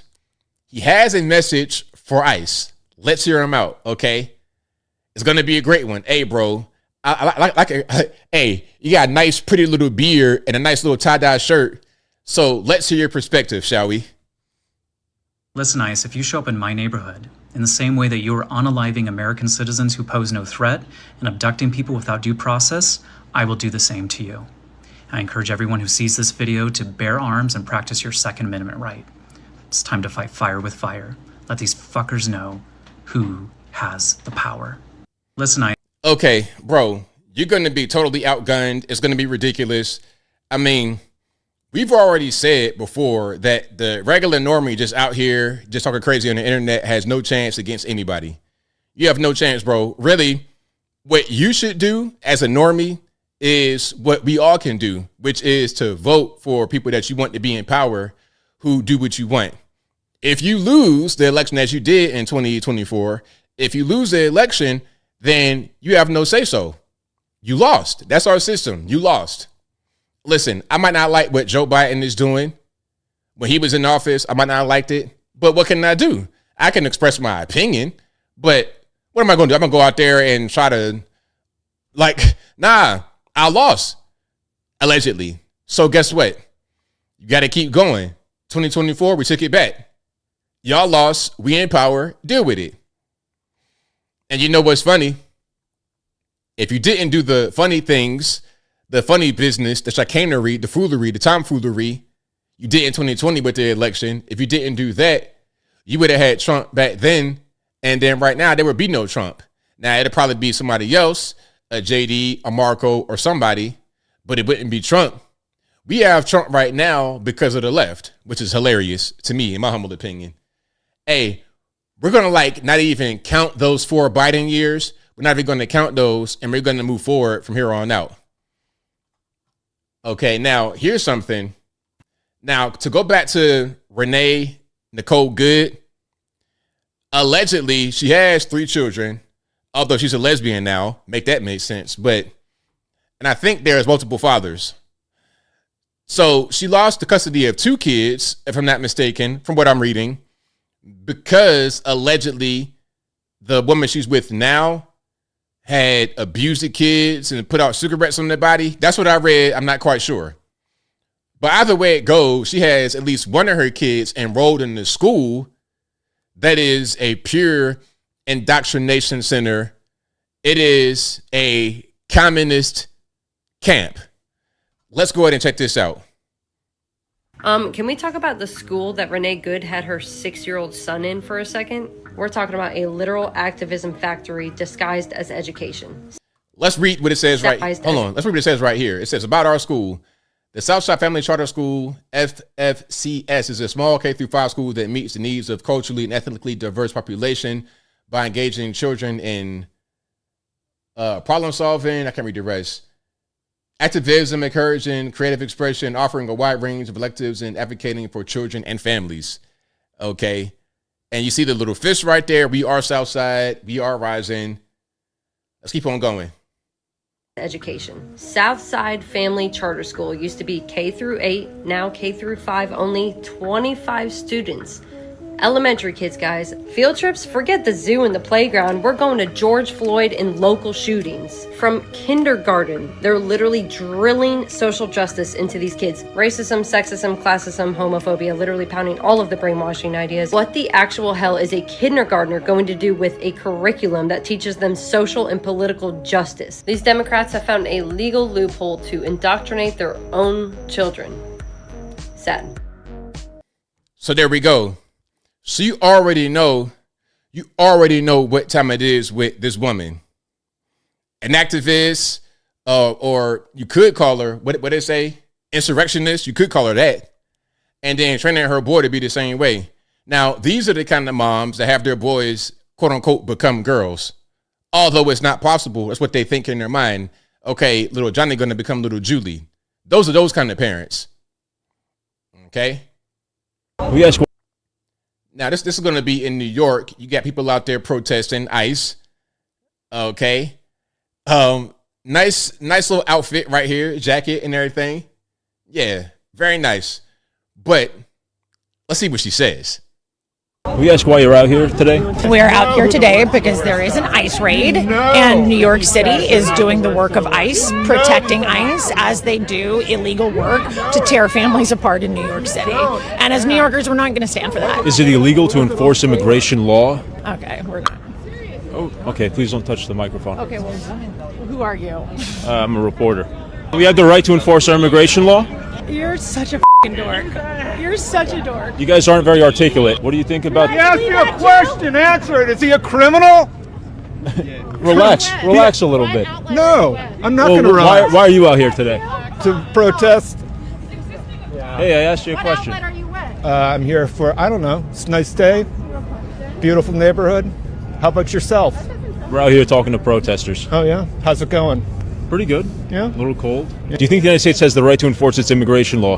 Mm-hmm. It does. Yeah. So why is that not what's happening here, in your opinion? Yeah. You are such a joke. Can you articulate your position? Or? No? All right, there we go. So my man right here says the right. That was prototypical what they do. When you get your back turned, when they feel like you're not really a threat, they're going to say something crazy to you. And then when you approach them, when you say something to them, then they get quiet, church mouse, they run away. They're really passive aggressive. Watch it again. Ask you a question, answer it. Is he a criminal? Relax a little bit. No. And then no. The volume was right here, but it back would turn, talking to the lady. And then when he turned around and was like, yo, relax. No. It went all the way down here. They always, that's hallmark classic white liberal, classic. Put that whole exchange on the t-shirt. Classic. Anyway, let's keep going. Oh, I wanted to show this. Okay. So CNN went to Minneapolis to cover what was going on. And something happened that they caught on camera that was pretty interesting. Let's watch. A growing smaller crowd. This is controlled. The scene spans several blocks. We are here at Portland Avenue and East 35th, but it goes at least 2 or 3 blocks. Who are you? Who do you work thank for? you. Who do Hold you on. work I'm for? sorry. We're with CNN. It's okay. Thank you for your help. I'm sorry. I think people are getting upset. So that is the latest here on the ground, guys, and I'm going to send it back to you. Did y'all see that? So you're out there doing a report, minding your business. All of a sudden, here comes cannon fodder, white female liberal, awful. But it goes at least 2 or 3 blocks. Who are you? Who do you work Thank for? you. Who do Hold you on. work I'm for? sorry. We're with CNN. It's okay. So if they did not work with CNN, what's going to happen? You're going to try to do something to me? You're going to bully me off the thing? You're going to try to put your hands on me? What's going to happen? What's going to happen? Freedom of speech? I don't got that. Freedom of the press? I don't got that. Oh, okay. Hey, I'm CNN. I'm on your side. It's okay. Crazy. But hey, y'all already know Communist News Network, they're hand in hand with the communists out there. It's the same. See, that's why we say CNN sucks. Because CNN's on their side. And everybody knows that. All right. So this was released by the State Department on yesterday. Do not play games with President Trump. Don't. And of course, we got our guy leading the clip off. We got our guy, Marco. Hey, shout out to Marco. I already told y'all I'm the president of the Marco Rubio fan club. I am. If I could vote today for the president, it'd be Marco. But let's go ahead and play this. Don't play games. Don't play games with this president's in office because it's not going to turn out well. U.S. Special Operations Forces flew in from off the coast of Venezuela to snatch Venezuelan leader Nicolas Maduro and his wife. This is a president of action. Like, I don't understand yet how they haven't figured this out. And now, if you don't know, now you know. One of the ways that you establish peace in your own hemisphere is to make it clear that the United States is going to be respected. Maduro will never again be able to threaten an American citizen or anybody from Venezuela. This is the Western Hemisphere. This is where we live. And we're not going to allow the Western Hemisphere to be a base of operation for adversaries, competitors, and rivals of the United States. The United States government has already begun marketing Venezuelan crude oil in the global marketplace for the benefit of the United States. We will control how it is dispersed in a way that benefits the Venezuelan people, not corruption, not the regime. This will benefit both the American people and the Venezuelan people. The 47th president of the United States is not a game player. When he tells you that he's going to do something, when tells you he's going to address a problem, he means it. There we go.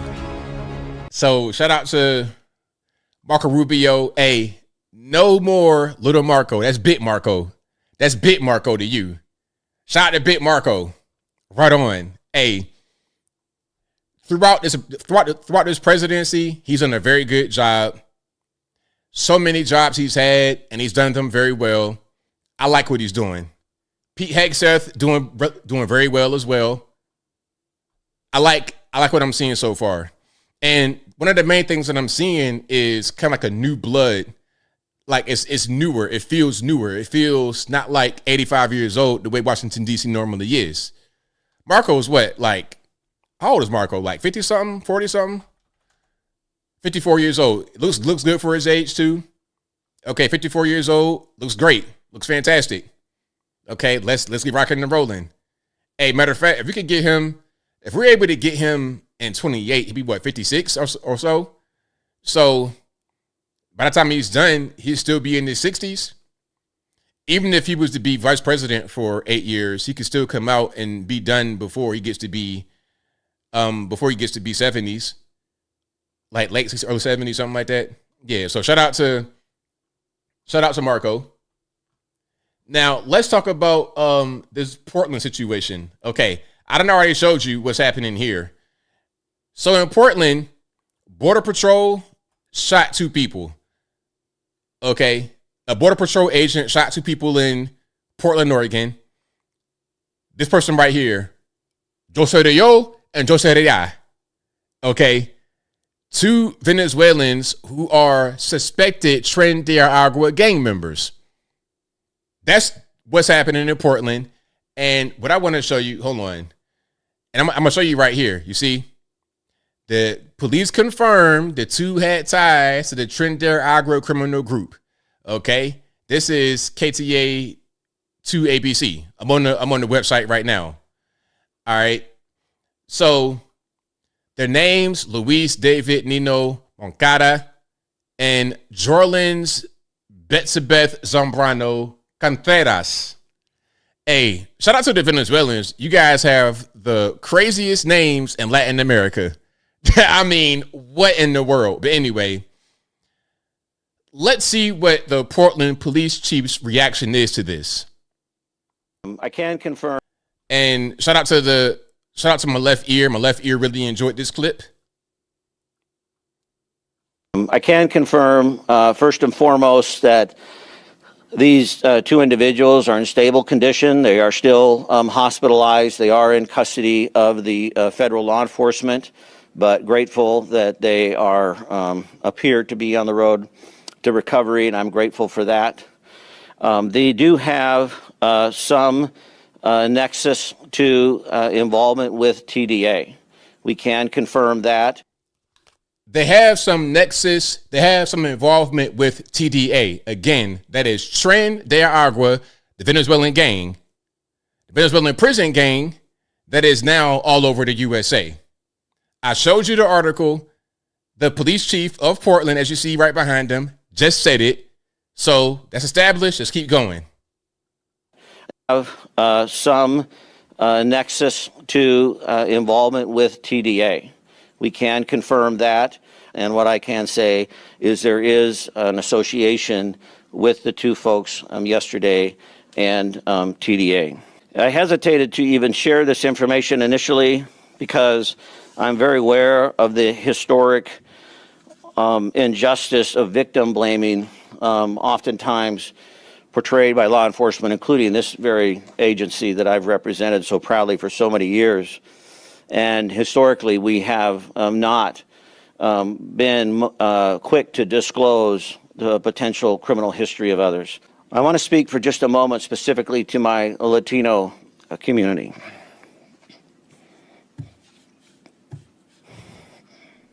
Crying, bro. Crying.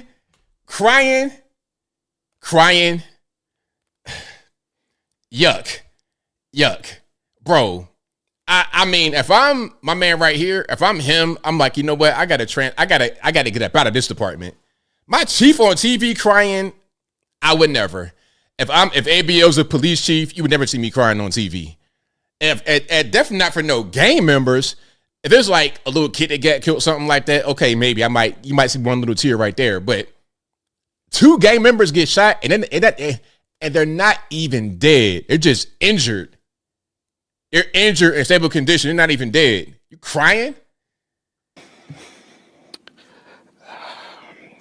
It saddens me that we even have to qualify these remarks, because I understand, or at least have attempted to understand through your voices, your concern, your fear, your anger. This information in no way is meant to disparage or to condone or support or agree with any of the actions that occurred yesterday. Crying because two gang members got shot by a Border Patrol agent and they're not even dead. They're just injured. I'll be thoroughly embarrassed. If I was a wife, I'm like, yo, we got to get a divorce. Like, what are you crying on TV for some gang members? Look, I can understand if you got like a little kid get burnt up or something crazy like that. Okay, maybe. A mass shooting at a daycare or something like a school shooting, something like that. Okay, maybe. Gang members? Left coast, that's left coast for you. That is the left coast for you. All right. But if you like what you're hearing so far, please give the video a thumbs up. Like the video, share the video, do all that good stuff. That'll help me out tremendously. Okay, we got Iran. Iran is cracking. I think they smell freedom on the horizon. They feel it because how easy we went into Venezuela and got Maduro up out of there. They're like, okay, if you could do it so easily, come get this dude. A lot of countries around the world are saying, hey, come get this guy up out of here. This is a big protest. All right, they're storming the Capitol. Let's go ahead and check this out.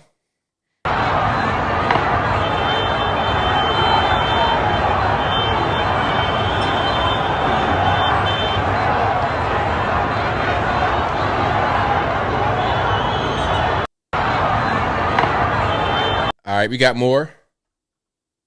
My man right here tore down the Islamic flag of Iran, and he put up the traditional flag because Iranians, the Persians, the old school Persians were not Muslim. They were not Muslim, so all this Islamic stuff is like an occupation of a foreign invader.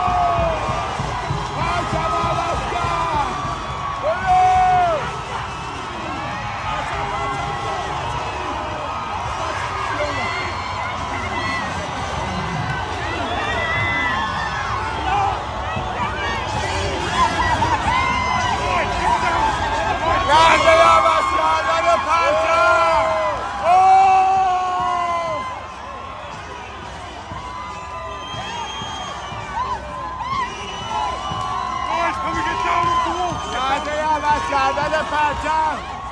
we go. That's the real flag right there.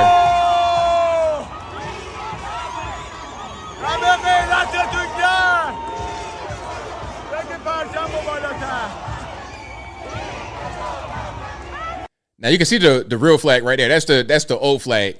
Now the flag that was up there, it said Allah Akbar a bunch of times in its own unique script. That's what it said on the flag. Because again, Persia, that land right there, historically was not a Muslim place until later at a certain point. And there's been a tug of war between the non-Muslims and the Muslims. Revolution happened.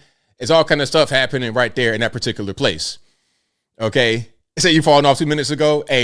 The Iranian Spider-Man went up there and made it happen. So shout out to him for throwing that flag up. Hopefully they're able to have countrywide unity on that, because think about a place like Iran and anywhere, Middle East, there's a lot of different people with different things they want, different goals.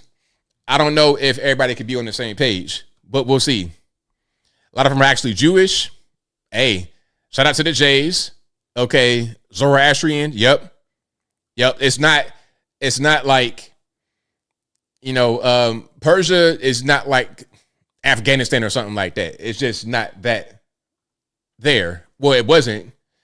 Now, this is going to be a Persian protester, a Persians for Trump protester. Okay. Let's check this out. Well, I don't know if he's a protester, but he's a Persians for Trump person, I believe, at a protest. Let me make sure I'm getting this right. This is,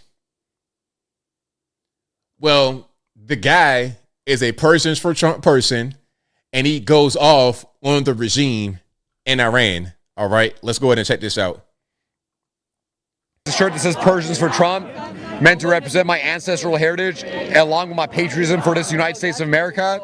And so far, I'm wearing it because, like, the fact that I stand with President Trump in his tough, hardline, aggressive stance, maximum pressure against the Ayatollah and the Islamic regime in Iran. And pretty soon, I pray and I hope that Iran will be free once again and that we'll have fair and democratic elections in Iran. What do you say to the Trump Republicans who believe that we shouldn't get involved in these sorts of things? I think ultimately, like, they're not the ones who make the call. I think President Trump is the commander-in-chief. He's the one who has the final word. And I believe that he is the man for the job, and that he was elected by the majority and won the popular vote for a reason, and especially among the Iranian community, because we knew that he would handle Iran well. What would you like to see Trump do next right now? I hope he bombs the shit out of them. Okay. And specifically, you want him to take out Khomeini, or? I would love to see him destroy Khamenei. There we go. There we go. Okay, we got more. This is an Iranian young lady, and she's going to talk about the history of Persia and how they're not Muslim. Well, that wasn't what they were originally until the regime came in and occupied them. Because one thing we got to talk about is a lot of places around the world, the original people are not the ones in charge. And a lot of places still got the original people. Like in the U.S., a lot of the natives, they pretty much wiped out, unfortunately. But Greenland, 90% of the country is still the Inuit. It's not the Danish who took over and colonized them. Same thing with the Persians. A lot of them still got their old heritage from living right there in that land for a very long time. But there's been battles between religions and different groups trying to take them over. Let's watch this. Islam isn't the religion of Iran, or isn't the religion... Let me start from the top. Islam isn't the religion of Iran, or isn't the religion of ancient Persia. Islam was forced on us after torturing, killing, beheading, raping, and slaving Iranians into becoming Muslim. Iranians, Persians, we're actually Zoroastrian. And even though we might not label ourselves Zoroastrian anymore, it all traces back to it. Zoroastrianism is, you can't even call it a religion when you look at the scripture itself, but it's the first monotheistic religion believing in one true God and one God that rules it all. All right, there's a lot of music on that. It's kind of killing me, but you get the idea. Persia, Iran, current day, it's not like Afghanistan or nothing like that. A lot of your Muslim nations are kind of newer, like Pakistan, Bangladesh, all this.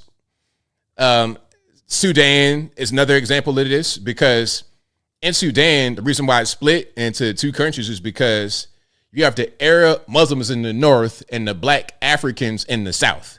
That's why it's split. That's why. And what you got right now in a place like Nigeria, in the north, you got the Muslims. In the south, you got the Christians. So when they converge, when they meet, line of demarcation, it's battling, it's fighting because of the Muslims. And same thing over Bangladesh, the eastern part of India, Myanmar, that's the Rohingya. The Rohingya are Muslim.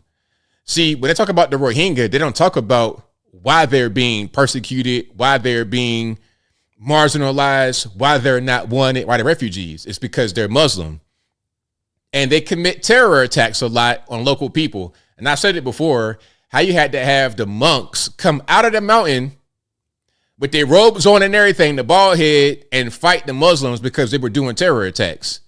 That's why the Rohingya are so-called marginalized people, because they commit terror attacks, and then when that happens, the people react, and then they want refugees.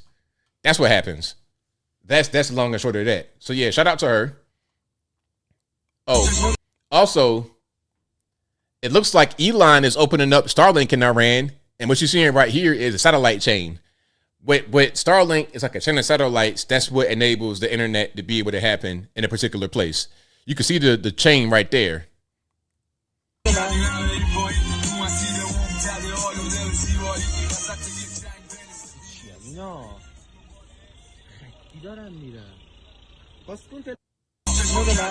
So there we go. And somebody said Afghanistan was Buddhist in a lot of places. Yeah. India, a lot of the Islam is spread through the sword. It's spread like a cancer. It's spread like cancer. The original religions of a place, like the Buddhism, I'll prefer Buddhism or Hinduism over Islam any day of the week. Any day of the week. All right. Now let's keep going here. Greenland. Just because they put a boat on the island 500 years ago does not mean they own it. That's what Trump said. Okay, let's go ahead and watch this. Let's go ahead and check it out. And, they've been very nice to me. I'm a big fan, but, the fact that they had a boat land there 500 years ago doesn't mean that they own the land. And, they've been very nice to me. I'm a big fan, but, the fact that they had a boat land there 500 years ago doesn't mean that they own the land. All right, that's that about Greenland. And then somebody said they already had Starlink in Iran. Okay, there we go. So shout out to them. I guess the like you said, it might need the hardware, because you got the satellites, but you got to have the hardware to receive it and then convert that into a signal that you can use on your phones and your devices. Now, Trump said was correct. Someone said that Greenland was Viking. No, it was not. No, it wasn't. The Vikings came there much later. The Vikings came to Greenland when they came to North America, because that is North America. When they came to Canada and all of that in North America, like what's now the USA, when the Vikings or the Swedes or whoever came, they came from Europe. There was no Vikings in North America. They came over here later. Greenland today is still 88% Inuit. Matter of fact, I'm gonna show you a picture of these people. Because some say, oh, you're destroying European heritage. What you mean? What European heritage? You talking about the Inuit people who live there, who could really survive there in that cold, unforgiving place with no trees, vegetation, or anything like that? Hold on. Yeah, that's the Greenlanders right there. Okay, that's who that is. Now you might see a little bit of Danish kind of looks here and there, but they look more like Asians because they are Native American. And they pretty much look like Asians. If you see a person in, let's say, like Latin America, they're going to kind of look like that. Yeah. And also China, same thing. That's how they're going to look, ultimately. These are not Europeans. All right. So it's just simple as that. Let's keep on going, though. If you like what you're hearing so far, please give the video a thumbs up. Like the video, share the video, do all that good stuff. That helps tremendously. Now look, this guy, not this guy, but all five parties in Greenland said, they put out a joint statement, said, we don't want to be American, we don't want to be Danish, we want to be Greenlanders. That's all good and well. I appreciate the appeal to sovereignty. I understand.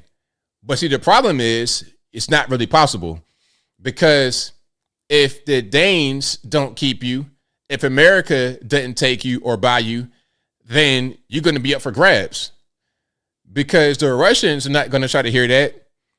The Chinese don't care nothing about that. If the Chinese or the Russians are able to get Greenland, they're going to get Greenland, whether by choice or by force. So we can take Greenland or buy it now, or we can defend them when they inevitably need it, because China's going to be there or Russia's going to be there. The Danes can't do nothing about that. What is Denmark going to do against China or Russia or both of them combined? What are they going to do? Denmark depends on us for security, ultimately, because they want us to be the chief person in NATO to defend them against Russia. So we gotta step in regardless, whether it's to defend Greenland from Russia, China, or to take it or buy it. So either way, we're going to be involved. It'd be nice for them to maintain their total sovereignty, but it's just not the reality. I would like for it to be so, but what I like doesn't always come to fruition.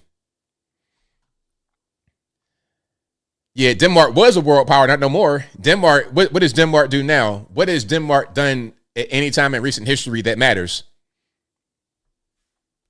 Yeah, Canada, that's right, Angela. Yeah, Canada gonna have to, Canada needs our help. Canada has, but they're gonna need our help. They're gonna need our help, because that's gonna be impeding upon Canada. Because if China was able to take Greenland, that's right up against Canada. That's gonna be all bad. All bad. Now this is gonna be Jimmy Carr. I believe he's a Dane. He's a comedian, stand-up guy. And he's being asked by someone in the crowd, should they sell Greenland? Because remember, the Danes, the Europeans, own Greenland. And we got to go through them to purchase it, or we'll take it and then deal with them a certain kind of way. So he's being asked, hey, should we sell Greenland? Let's watch. Should we sell Greenland? Should you sell it? Well, you've got the alternative is they take it. So, I mean, no offense to your fine military. Okay, why don't we just have a quick game? I'm just going to ask a question. Hands up, who has a military where they can't even afford blanks, they've just got to say bang? Yeah, it's you, isn't it? It's fucking you. Bang.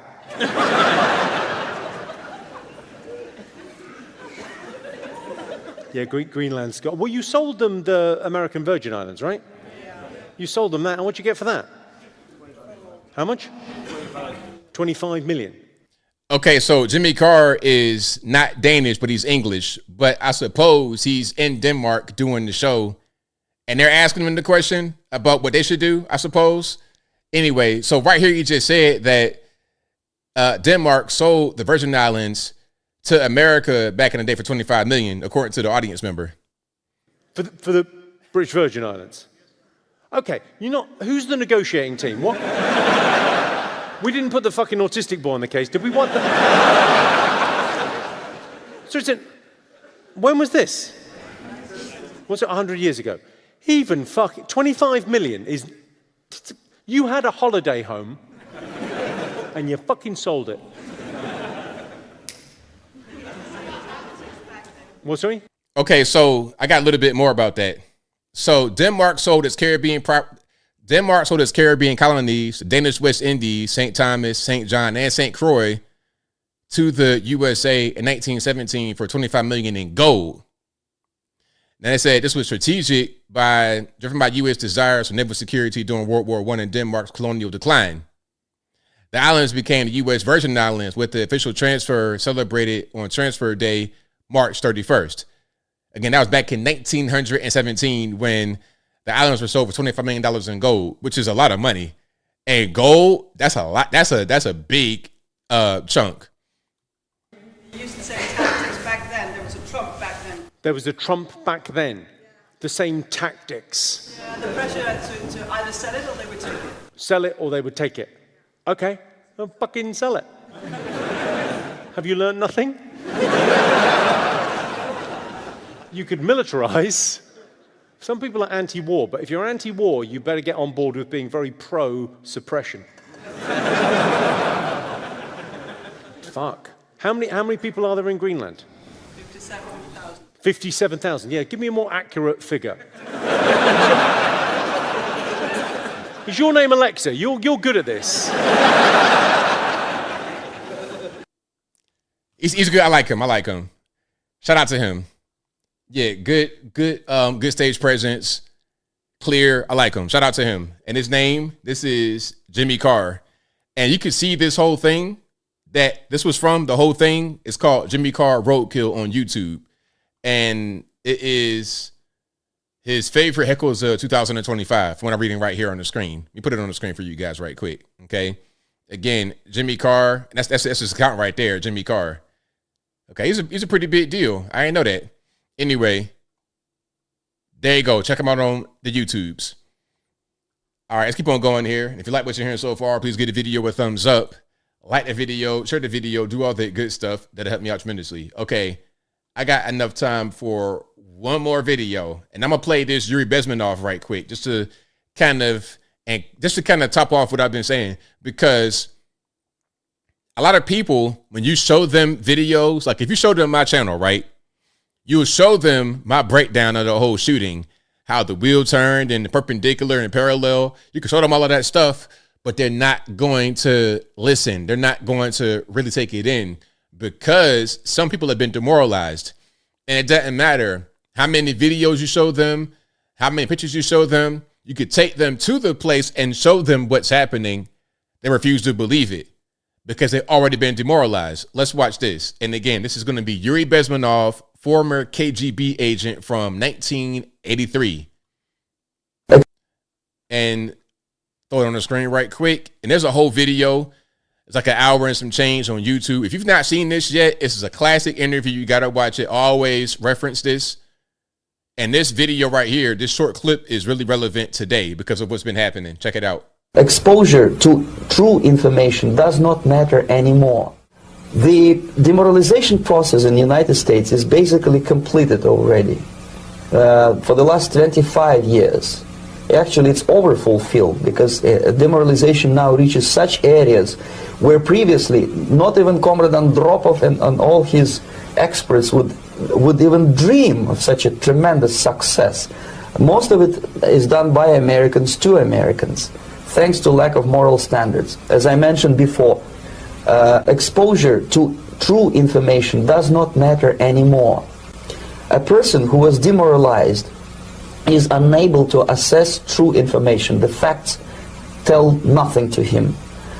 Even if I shower him with information, with authentic proof, with documents, with pictures, even if I take him by force to the Soviet Union and show him concentration camp, he will refuse to believe it until he is going to receive a kick in his fat bottom.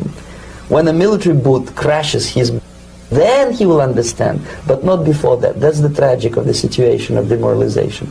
So basically, America is stuck with demoralization, and unless, even if you start right now, here, this minute, you start educating new generation of Americans, it will still take you 15 to 20 years to turn the tide of ideological perception of reality back to normalcy and patriotism. There you go. So that right there, what we're seeing right now, it's not the first time this has happened. This is not the first time this has been done. Not the first time you could show somebody something and they just refuse to believe it. It's like, nah, I don't believe that. I'm going to reject that. You Show them videos, pictures, physical evidence, bring them down to the place and show them what happened, show them what's happening. They refuse to believe it because they've already been demoralized. So yeah, shout out again. That was Yuri Bezmenov from 1983. You can find that full video. It's like an hour plus long on the YouTubes. And again, he's a former KGB agent talking about communism and how it spreads, how it gets into your system, how it is a thing that can destroy your society from within. All right. But yeah, you guys talking about that gold. 25 million in gold is a lot of money. Hey, you know, we could do the same thing this time. Hey, we give you some gold or whatever. We'll give you a sweet deal. But we need that. And of course, it's going to be some resources that we can take that everybody's going to benefit. Security wise, financially, everybody's going to benefit. It's a win-win situation. All right. But if you like what you're hearing so far, you know what to do. Please give the video a thumbs up. Like the video, share the video, do all that good stuff. That'll help me out tremendously. I got super chats on deck. Then I'm going to get to the calls. The number to call is 706-406-3287. Again, 706-406-3287. And shout out to you guys for rock and rolling the whole night with me. I really, really appreciate it. Let's go to the first super chat here. Thank you to the Whitesman for giving out 5 ABL memberships. Appreciate you for that. Thank you to Ron Henderson who says the libs think we're living in the Matrix. Nope, this is real life. FAFO, the dog was our support animal. He was. Shout out to the dog. Thank you for your super chat. I appreciate you. Thank you to Apple who says, please comment on Philadelphia Sheriff, no smoke. Also, thank you to Apple who says, what is communitized attitudes to Somali scammers? Hate them, hate them, hate them, hate them. Hate them really badly. Thank you to Apple again who says, ABL, I've posted your videos of Venezuelan reactions on YouTube, Democrat comment sections. It's shocking how brainwashed these folks are. They're not happy. Hey, man, I don't know what's going to happen. Maybe like Yuri said, once they get hit in their head, maybe it'll ring true. But we just saw that lady get deleted, and they're just going to kind of double down, which is dumb, but whatever, you know. Hey, people do dumb things in this country. Thank you to Taylor who says Trump is running international block, straight thugging in the White House. Kamala could never. Kamala could never. That's right, Taylor. Thank you to Apple again. It's happy 5th anniversary to the J6 Fedsurrection. God bless the patriots who stood up for truth and freedom. Thank the Lord that President Trump pardoned them. Thank you to Apple again who says sad that Marjorie Taylor Greene betrayed President Trump to coat paint. Yeah, Marjorie's a mess, but I'm glad we have term limits ultimately. I'm glad we have term limits because we needed them for people like Marjorie Taylor Greene. Imagine if she was in the 6-year Senate term. That would have been a mess. Thank you to Apple again who says J6 grandma refused pardon, turned on, J6 grandma refused pardon, turned on MAGA. Why? I don't know. I don't know why she did that. That's a good question. Thank you to Ron Henderson who says ABL, the ICE officer was hit once before in a different situation and survived. God was not good. Thank you to Van de Cinema who says, a shame how you and your subs have been blatantly lying. Footage was clear. You've been coping by saying false statements. Tires turn right, leaving. I mean, that's what I'm saying. They got an example right there, what I just talked about. There we go. Thank you. Matter of fact, who was that? Van de Cinema. Thank you for just proving my point. It doesn't matter what you show somebody. They're not going to believe it. You see, when I saw the video, I saw exactly what happened. I didn't even see that comment until right now, but I said it. Didn't I say it?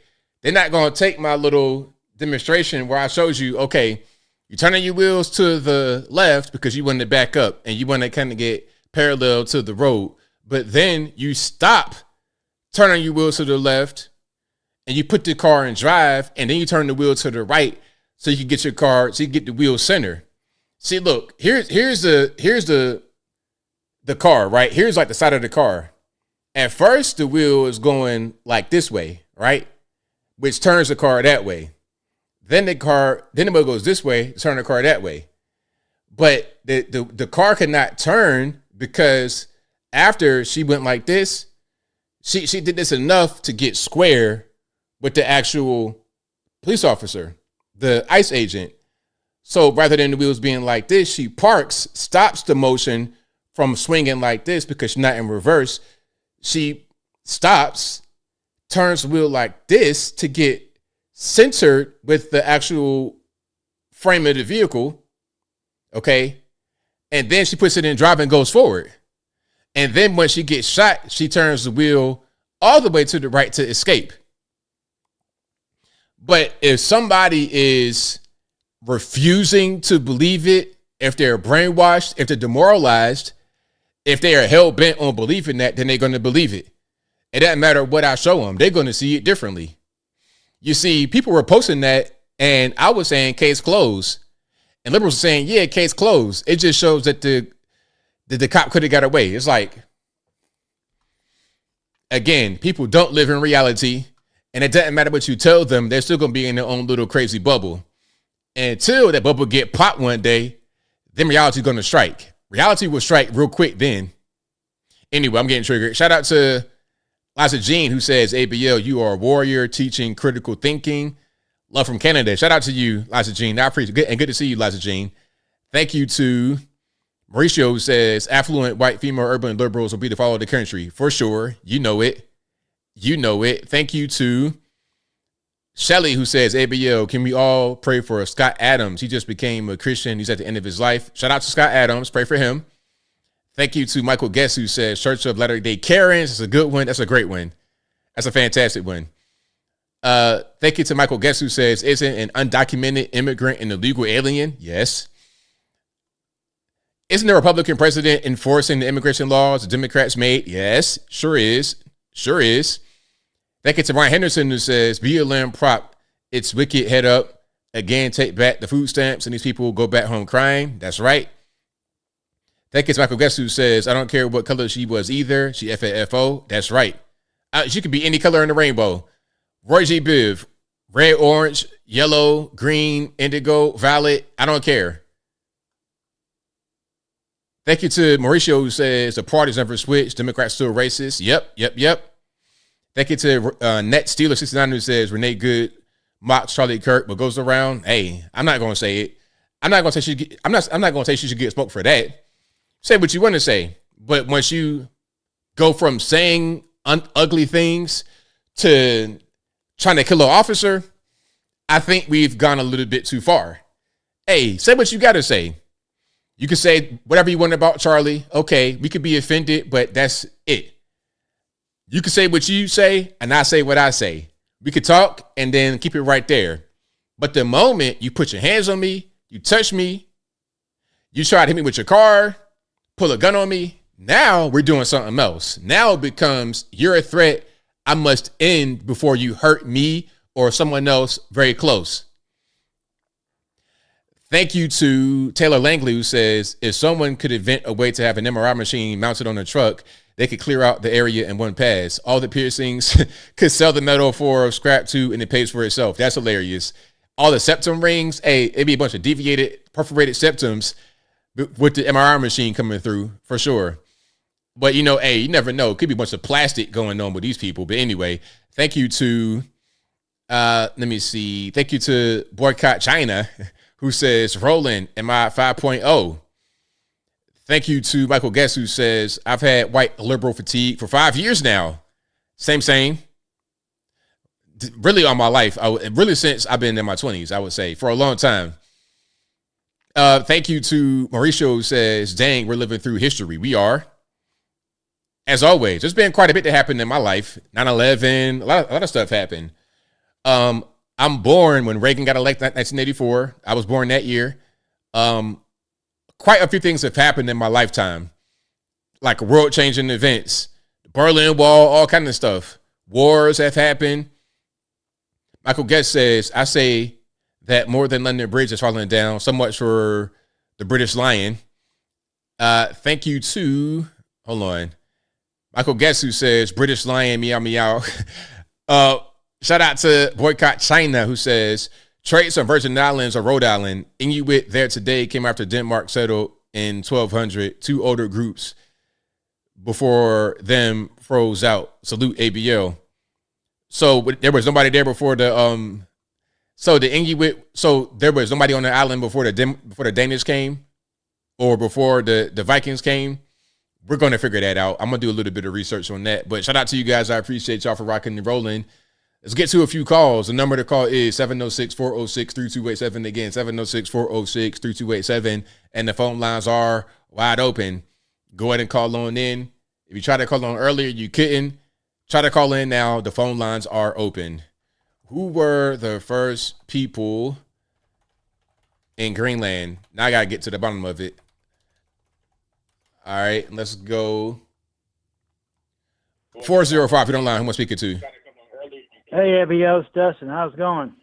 It's going well, man. How about yourself? I had some ups and downs since the last time we chat, which was like over a year ago, so I've been doing good. Right on, what man. About you? How you been doing? It looks like you've been doing good yourself. It's all good, man. No complaints over here. Hey, quick comment on this, shooting in Minneapolis. Listen, when I first saw the first video, I did question it a little bit because it kind of happened too fast. Because, I mean, it was kind of, quick, like 30 seconds. So it was kind of quick. So I kind of had to make a quick decision. Was it self-defense or not? But when this new video came out, I kind of said, yeah, that's definitely self-defense. Because police officers, they got to make split-second decisions on pull the gun or keep it holster. So, I mean, I think this is definitely a good case of self-defense, if you ask me. Because people were arguing, well, she didn't have a weapon. He's like, the vehicle is a weapon. You need to realize that. It's a 2-ton, maybe, vehicle that could actually kill people. Have you ever been hit by a vehicle? Well, I've not, but I can imagine what it would be like by, getting hit by a car. Well, yeah. I mean, I've been in like 3 wrecks in my life. Thank goodness I survived all 3 of them without getting injured. But it just amazes me on how stupid these people are. When a car meets a person, yes, you probably will get hurt, even it going 10, 20 miles an hour. So, I mean, these people need to realize that E equals, whatever that Einstein theory is, E equals MC squared, I think it was. I know my brain's kind of go a little brain fart right now, but still, I'm just sick of people saying, oh, they did this murder her. This murder her. Say it's self-defense. Just quit being programmed to saying it was murder when it clearly was self-defense. So I'm tired of this, murder plot, statement that these people are pushing. I mean, yes, I remember about 20 years ago or so, there was a foot chase here in Oklahoma City where an officer shot a guy in the back. It was justified first, but they re-look at the case and say this wasn't justified, and they tried the officer, and he was found guilty. Shortly after that, a similar case happened, and the police actually showed restraint for once. So this is a little food for thought. Right on, absolutely. Yeah, I just feel like I just got to get this out there because people, even me who is autistic, I can see clearly what is not self-defense, okay? So it's just ridiculous what people are saying nowadays. So I'll let you go, man. Thank you for the call, man. Definitely appreciate you. All right, shout out to my man for the call. Now, I did some research. So the Inuit, the first people are the Saukak people, SAQQAQ. They came right around 2500 to 800 BC. And the Inuit came right around that same time. So the first people, the Paleo Inuit, like the Saukak, they came right around 2500 to 2000. So there was no Danes or Swedes or Vikings or whoever. They were not there at this time. Now the Thule, THULE people came around the 1200s. Okay. But the Inuit, we're talking about 2500 BC. Long before the Europeans came. 612, you're the line I'm speaking to. This is Andrew. Did I get right onto the show here, Anthony, or what? You're right on. Oh, well, hey. All right. Well, hey, Andrew, from Minnesota, and if you got any questions on Minneapolis, I basically spent about half of my life there, so I'm kind of familiar, except for I boogied out of town in about 2010. So, but you're talking about the white liberals, and you're hitting it on the head, and that's kind of what made it such a haven for the Somalians. And that being said, nothing wrong with any of the other folks from the different countries, because I've worked with about 25 different nationalities. Fine, not Somalians, because I haven't seen them in manufacturing anyway. But back in the day, early 90s, before Somalia became a refugee state, the Lutheran Brotherhood, Catholic Charities made it kind of an open place because the welfare was good. It was really good, And then so I seen it in Minneapolis over the time, and they were stand by themselves and kind of stuck up, and not they didn't they didn't work in the same places we were, manufacturing and stuff like that. And then they started getting into government, and then now the white liberals over there by Cedar Riverside, where the big colored towers are, with the colored windows, the big tall ones that the Somalians live at. Now, that was kind of the old white liberal area, Seven Corners, hippies, real close to the University of Minnesota. And then they started losing control of that because Somalian population really bloomed. And then at the same time, then the scams and frauds started kicking in. So, but at any rate, I'm kind of giving you a little background, but I don't know. I'm yakking a little bit too much. So, Anthony, my friend, and I just started watching before the elections, and that's when I started getting an appreciation for you. So, tip of the hat to you, and some of your witty, funny isms are pretty funny. So, yes. But, yeah, if you got any questions or anything like that, I'm yakking a little bit too much, so go ahead. I mean, you pretty much said everything, man. One thing I want to ask, has it gotten worse with the liberalism in Minnesota or Minneapolis specifically? Has it gotten worse, or is this just pretty much what it's been for a long time? It's I'll use the term, pun intended, progressively gotten worse. And I think it's an influx from, quite frankly, other states, not just the Somalians, but say the liberals that are failing in other states want to take that failure and implant it here as well. Because all right, let's look at the cast of clowns that we're looking at right now. Okay, Keith Ellison. Okay, he's Dr. Detroit. That's where he comes from. Okay, Waltz. He's Mr. Nebraska. That's where he comes from. Omar. We all know where she comes from. Frey, Arlington, Virginia. I still wonder about Frey. It's like, okay, Arlington, Virginia, his old, was he kind of set up? I don't know. I'm kind of that conspiracy, blah, blah, but we won't go there. But at any rate, the point is that a lot of these people, they come from, you take the people that grew up around here. When I lived in Minneapolis, I was hanging around people, the different cultures, what have you. But I don't know. And now that these people from other states are coming in, it seems like they're more segmenting people into the tribalisms and stuff, And I mean, all right, you being a black, back in the day, I used to hang out with black kids in Minneapolis, and from what I understand, when the Somalians came in, there was not all that friendly terms, and as far as I know, it really isn't all that great between the blacks who grew up here and the Somalians. There's like a kind of a pompous arrogance about basic culture. It's that culture that they got there with the Islam and everything. But that might be a little digression. But I don't know. It's trying to. Minneapolis is weird because of a lot of that outside influence. It's kind of a wannabe town.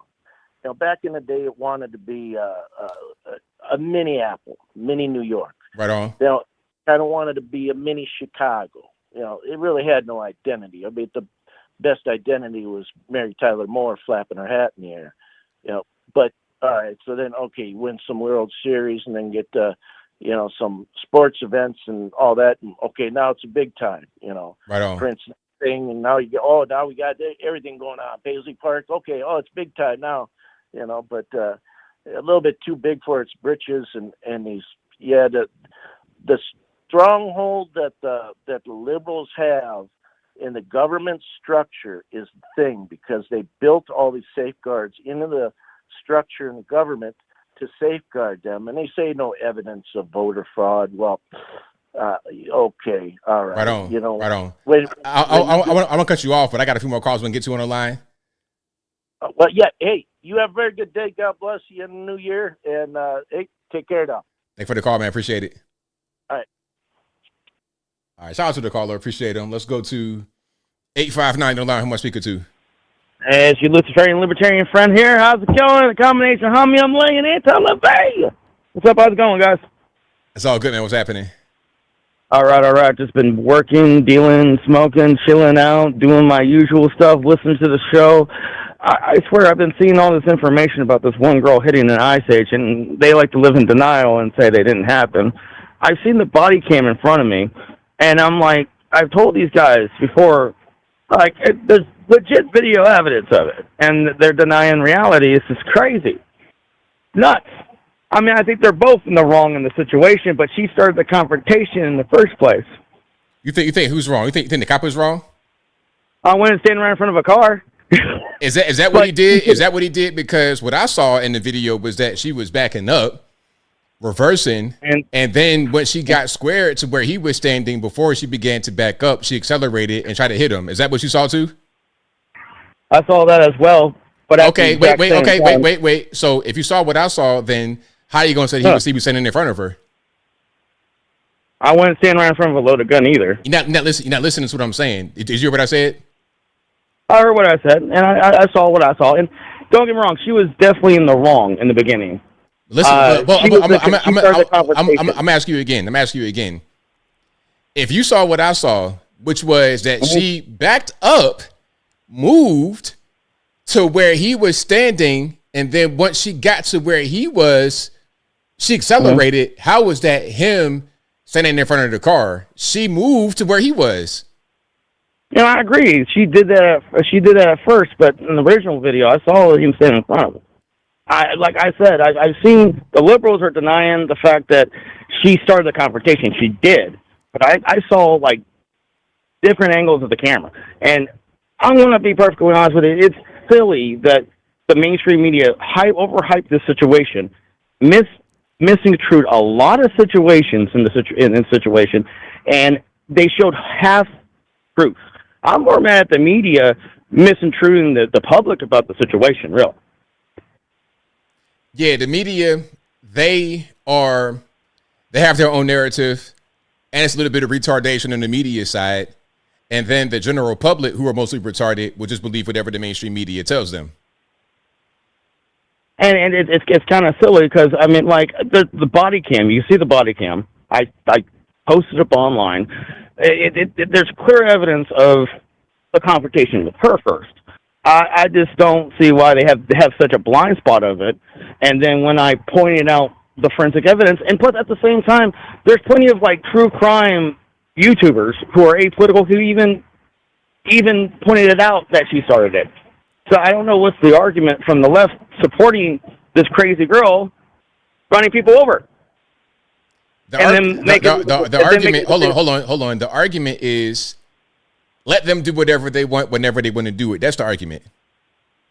They're silly and they try to justify their actions over political means, and it's like, well, you can't really justify her actions. You really can't. Correct. Plain enough, that's it. Exactly. I mean, there's probably some screw-ups. We might have a disagreement. There's probably some screw-ups from ICE a few times. It's not. But in all, the interaction started with her. That's right. Right.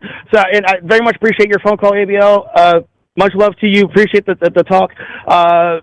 Thank you very much for taking my phone call, bro. Thanks for the call, man. Appreciate it. Yeah. Yeah, but I want to just dispel that. He was not standing right in front of her because we saw her moving, backing up. She was not staying in steady motion. It wasn't like the car was just right there and he was just right there and then she accelerated and hit him. She was moving in front of her vehicle while backing up. You got your wheels pointed to the left. That's going to cause your car to go that direction. You're going to kind of go like, in a way that it's pointed. When you reverse it, you're going to go the opposite direction. And then when she got squared to where he was standing, then it became, let me put my car in drive and try to hit him. That's what happened.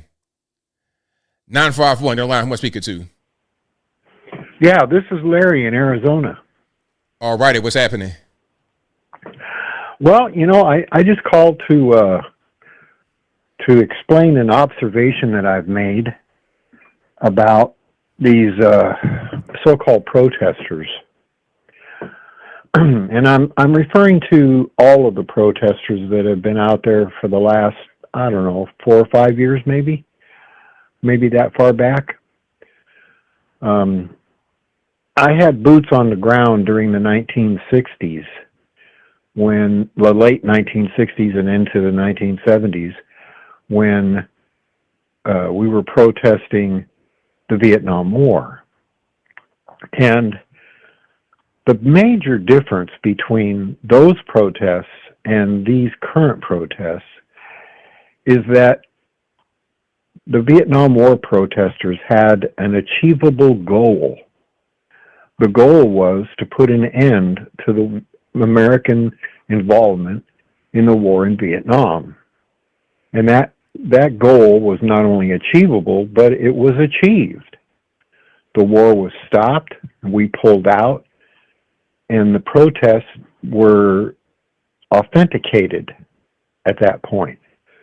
Now, I don't see that these people have an achievable goal. It's the protest of the weak, if you will.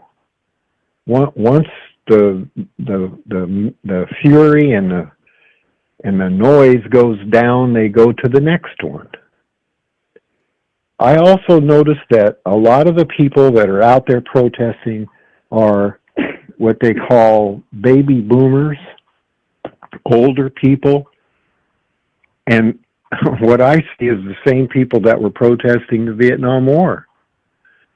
And they think that they're doing the same thing. They think that they have some sort of achievable goal. And yet when the man on the street interviewers go out and talk to them, they can't tell you what that goal is. I think that these people have been whipped into a frenzy by the medias, by the politicians, by the local government structures. They've been unleashed, if you will. Go ahead and go out there and protest and do whatever you want. And when someone suffers the consequences, they blame it on everybody else but them. And I was just wondering what your feelings on it were. Okay, yeah, I think that the mainstream media are really behind this. They're the main ones to whip them up into a frenzy, a lot of the boomers. And there's also a financial element of this because a lot of them are getting paid, a lot of them are being organized. So if people are retired or they might want a little extra money and they feel like they actually are doing something, they'll go out there and do that. I've seen plenty of videos of people, a lot of the boomers, when they are doing something, you could tell they're getting paid for it. There's a sign that's beautifully crafted, well made. There was some money behind it. It's organized. And I showed a video earlier of them in the church practicing with people who have some kind of shirts on that appear to be mass printed, part of a company. There's a financial element, and then there's the personal element from people who were back during Vietnam protesting against that. They're doing the same thing. So if there's money behind it, they're even more inclined to go out there and so-called protest. Yeah, I hadn't thought of that aspect. I was watching the program earlier, and I did see the schooling in the church. That completely melted my brain. I can't even believe those people are doing that kind of stuff. But you know, the country has taken a turn. You know, the country has taken a turn, and I don't know where in the world it's headed. Once they took prayer out of school because some atheist dad convinced his son that he didn't need to pray in school. Once they took the prayer out of school, it all started to go downhill from there. There's no longer any respect from anyone toward anyone else, and I don't know what it's going to end up being. Obama brought all them Muslims here illegally. I don't know. I don't know. Do you feel that there is a way to save this ship before it goes down? Well, I don't know if the ship. I don't know. I think some of us are going to go down with a ship, but I don't think the country is in the ship. Not all of us are in the ship. There's different ships. Their ship, those who want to be against what the people want, those who want to be for the illegal aliens and all the criminal stuff, they're going to have their own ship and they're going to sink. But those of us who are not on that same page are not going to be in their ship and we're not going to sink. That's my viewpoint on it. Well, I'm glad to hear that there is some positivity out there, and I hope I'm on the same ship as you are. Right on. And you have a wonderful evening, and thank you for all that you do on your show. Thank you for the call. Definitely appreciate you. Okay, bye-bye. All right, shout out to the caller. Great caller. And shout out to you guys. I appreciate y'all for rocking and rolling. If you like what you're hearing so far, you know what to do. Let's go to the next call here. 512, you're on the line. I'm speaking to. This is Gabo de la Guerra in Austin, Texas. Let me go ahead and shut off my speaker so I don't get no feedback. There we go. You there? I'm here, man. What's going on? Well, I'm listening to a few things here in regards to the media perception of this whole thing. It's kind of funny. I watch ABC News coverage of it, and if you look at the ABC News coverage of it, they have that one angle, and they speed it up, and it looks from the angle the ABC News showed. I'm sorry, not ABC. I mean NBC. The angle that NBC used, it looked like he wasn't even hit. But if you look at the Timcast show, he goes into multiple angles, and he can actually show you, and he slows it down and zooms in on the cop's feet, and he shows you how the cop's feet slid. It's pretty clear, And the other thing, every time you hear anybody, it's clear. Let me be clear, that they're lying. So anytime anybody says, let me be clear, or it is clear, especially a Democrat, they're lying. So that's the tell, right? Especially, you hear all these ignorant white liberal women. They say, it is clear. It's clear if you look at the NBC News video.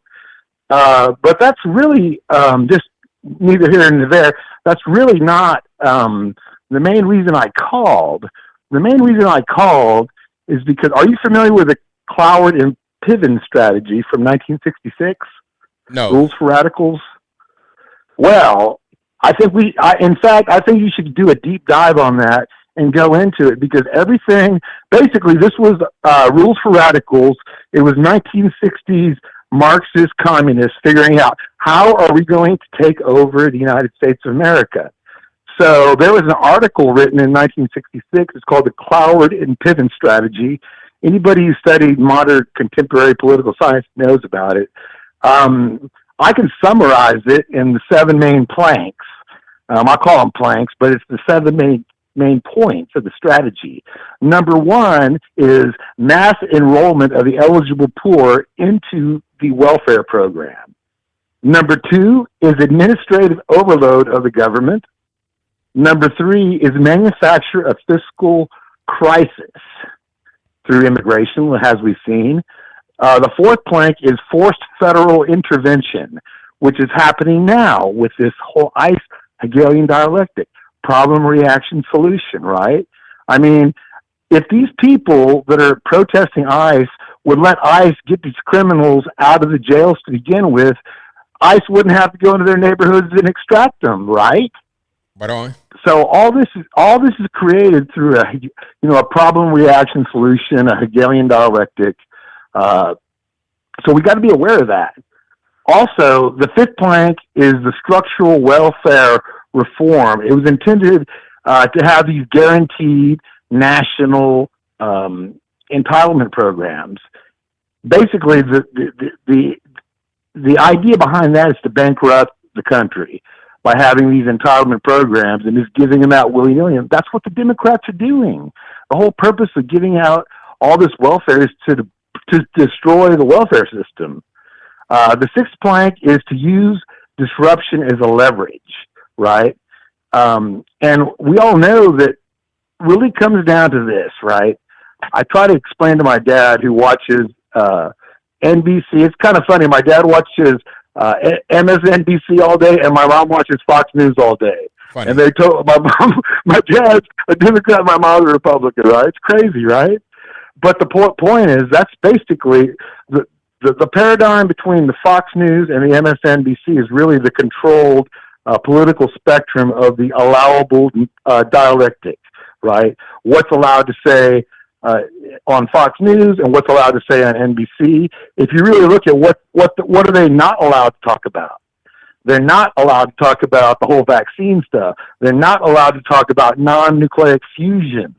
That's a whole other thing. You should get Ashton Forbes on your show to talk about how the government's covering up this whole new technology. In fact, this whole non-nucleic fusion, which is basically Iron Man. Remember Iron Man's little power reactor? What if I told you that's real? And we have that right now. In fact, Trump just spent $10 million to invest in this new company that's basically doing this new design of this non-nucleic fusion. So what is non-nucleic fusion? It's basically having a fusion reactor without having all the radiation and heat. It's cold fusion, right? And they've hid that from us, right? You know why they hid that from us?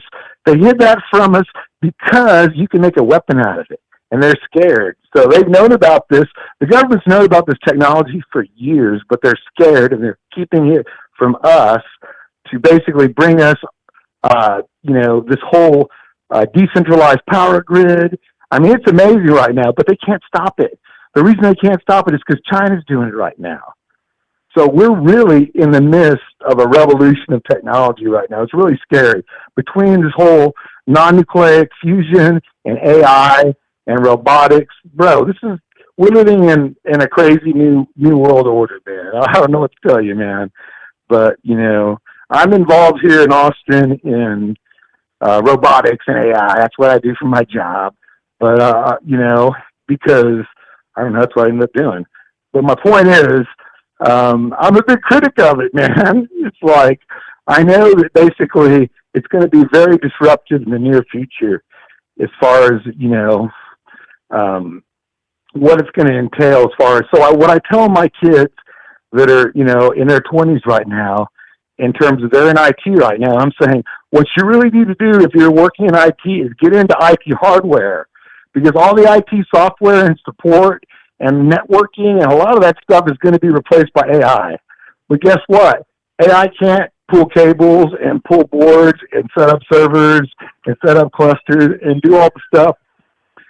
So for a while, if you're in IT or you're in technology, you better get good at hardware because a lot of the software stuff is going obsolete. Anyway, am I just rambling? Am I still on the air? You're right on point, man. I don't know, man. I'm just pontificating, but dude, I love the show, man. You should have more of these open call lines, man. I love hearing everybody's opinion, and it's pretty cool that you're creating a community here, man. I watch your show all the time and several other podcasters, so. Right on, man. I don't know. You want to ask me a question? Ask me some questions, man. I could pontificate on anything, man. What do you want to know? I know a lot of stuff, bro. I mean, I'm 60 years old. I studied. I got 6 degrees. I'm a professor at one of the local colleges here. I got as you, a boss. side hustle. But hold on, but hear me out. So I do this show every Wednesday and Saturday. So call in next time, bro, because I got like limited time left. So call in next time. We can talk some more. Right, okay? right. I want to hear more from other folks. So I'm going to go ahead and cut it off, bro. But thank you for doing what you do, man. I appreciate you. Thanks for the call, man. Appreciate you. Bye. All right. Shout out to the caller. Let's go to 3-1 on your line. Speaker 2. This is Ron from Georgia. How you doing, ABL? I'm doing well. About yourself? Oh, man, it's a beautiful day for me. It's my 29th anniversary with my beloved wife. Oh, we had 29 years of bliss. She was able to put up with me. Well, congrats to y'all. Yes, sir. Man, I tell you, we've been having a pretty hectic few weeks. I mean, our president doing what he do, take care of business, freeing people and bringing money back to America, taking criminals out and bringing them over here. And then we got the crazy liberals who can't stand any progress. You know, just the Democrat Party, they just can't believe this man, you know, because he's so awesome. We got an awesome president right now.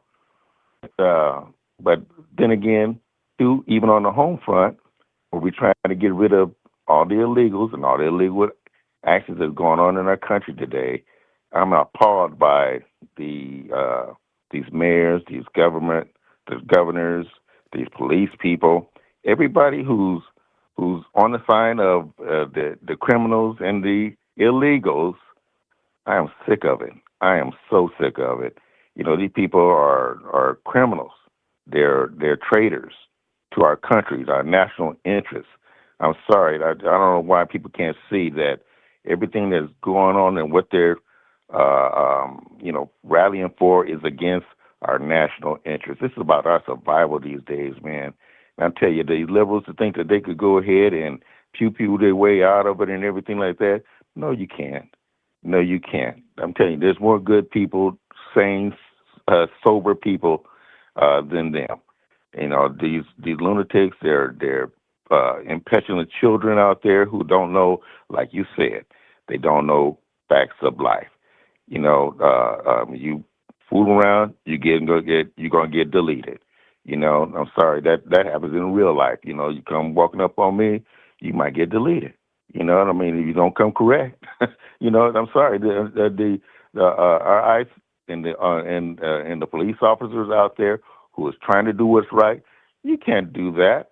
You know, they tell you to get out the car, get out the car.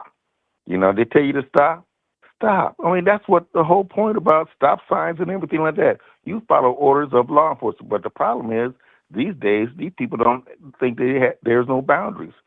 You know what? There are boundaries, and the problem is that unfortunately, the justice system is not enforcing the boundaries. You know what? When they get arrested, what they get? Slap on the wrist. No, I'm sorry. I'm a Clint Eastwood fan. I'm sorry. I like that movie, Hang 'Em High. You know, you know, they go ahead and the judge, well, he was a strict judge. He said, hey, we got a whole row and we're going to have a party here today. And one guy, like I said, was hung for drinking too much and doing something, you know, and he was hung. I'm sorry.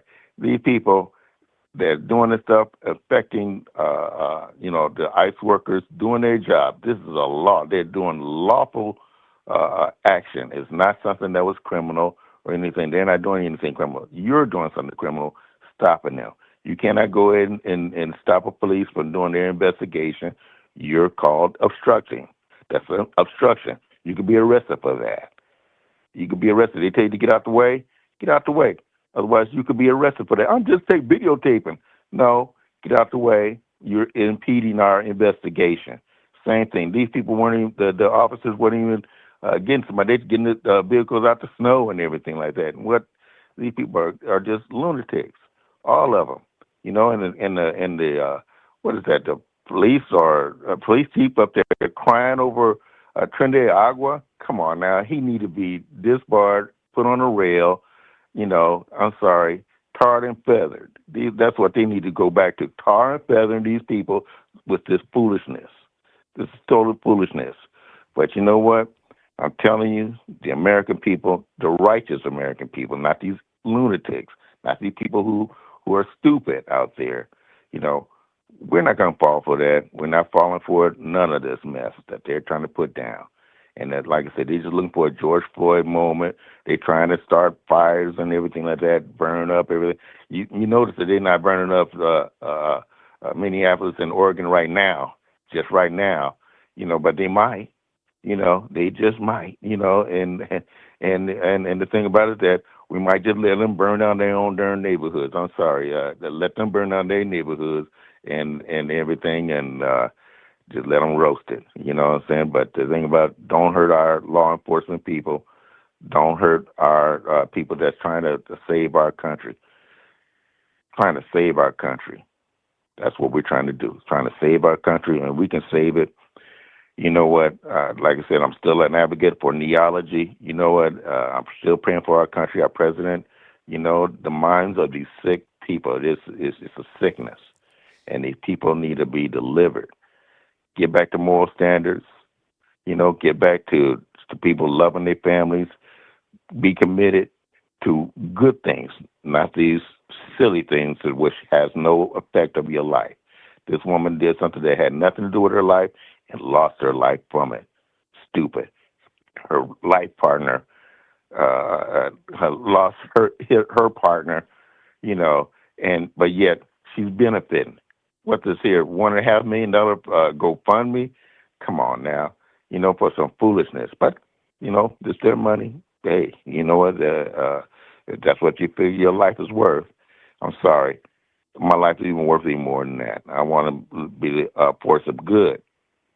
Loving my country, loving my family, loving my wife, loving my friends like yourself, and the people that are like-minded. That's what I'm about, you know. But, you know, we can save our country, beloved, one person at a time. And we just stand straight, stand tall, and continue to pray for our country, because it needs it more than ever. You know, needs it more than ever. You know, but the president and his staff is doing an excellent job. You know, kicking and screaming, I'm sorry, but they're doing an excellent job. And so that's all I can say right now, beloved. You know, I appreciate you, as always, beloved. You know, I'm just going to go back and sit back here, man, and rock back in my rocking chair, beloved. But I love you, ABL. You take care of yourself, buddy, okay? Thank you for the call, man. Definitely appreciate you. You too, sir. Bye-bye. All right. Great call. Great call. Let's do one more, because time is ticking. Let's make it to 617 on our line. Hey, ABL, it's Jen in West Virginia. So Minnesota, I was a little bit late to the party tonight, so I don't know if you touched on this part. Obviously, I'm pretty sure you talked about how the Minneapolis police were treated. A lot of people think that was the state troopers. I was watching the live stream. It wasn't. It was the game warden. Wow. Okay. Because one of the people that was live streaming that was there, they actually walked up to them and they asked them, "Are you state or are you city?" And they said, "We're state." And they said, "What office are you?" And they said, "We're conservation officers." Why were they out there? Apparently that's who they called in. I guess they needed to lasso some big backs. I'm not sure. That's really the only thing I could see from them. But the crazy thing, too, is I have to push back just a little bit on the person from Minneapolis, and I'm so sorry for that. I don't mean to do that in, like, a negative way. But Minneapolis and St. Paul area has actually had, Minnesota as a whole, they've had net loss of migration from anybody domestically, from other states moving in. Their only positive growth has been from foreign-born people since 2020. And that's all. There's nobody moving in there from out of state, pretty much. And foreign-born people, that includes like adults, minor children, refugees, all of that kind of good stuff. That actually comes from the deed report. So it is something that you could find on like Minnesota State portal. But it begs the question, and I would love to dig into it deeper, and somebody should at some point. How is that if he feel? Because I don't want to discount that person's opinion because they live there and they're seeing it. That it's kind of biasing, who people are voting for, and we all know that. I forget who it was, maybe Nick Shirley, that exposed the whole vouching for 8 voter thing. Are they voting? Because that would make sense. That's a really good question. And like you said, it would make sense. And that'll explain why they keep getting these same people from the same place. So, yeah, you can put 2 and 2 together. Yep. So I just wanted to point out that, Wall sent in the game warden. That's what he thought was going to quote. But at least they didn't run like Minneapolis police did. But, I mean, I've never seen anything quite like it. But, okay. that was all I had to contribute. Thank you so much. Have a good night. Thanks for the call. Appreciate you. Bye. All right. Great call. Shout out to her. Okay, let me take the 504. 504 to the line. Who am I speaking to? Hey, ABL. It's Alien Spaceship. Alien Spaceship, what's happening? All right. Shout out to you in chat. And this time I was able to come for a full show. Well, I'm glad you made it. Yeah. And I really have been enjoying the stream. You made very good points tonight. And the other night, I broke a record of doing a 14-hour stream. Wow, that's a long time, man. How did that go for you? It went well, and it's kind of like it feels kind of like being in a dream state too, because I went through the night to the morning. So it feels kind of like being in a dream or a movie or something like it. Because when the day and the night kind of switch around, it feels different than like doing like a regular stream. Yeah, I can see how that would feel different for sure. Yeah, because I have people in different time zones that I try to gear towards. So that was the reason why I did it kind of like at an odd time, and it went into daytime. It was cool. Okay. Yeah. Now, this has to do with the topics of tonight.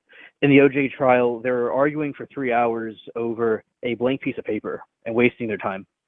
And I see these people on these TikToks and these videos you showed of people complaining about things or doing actions like trying to fight ICE, like they're fighting an invasion and wasting their time.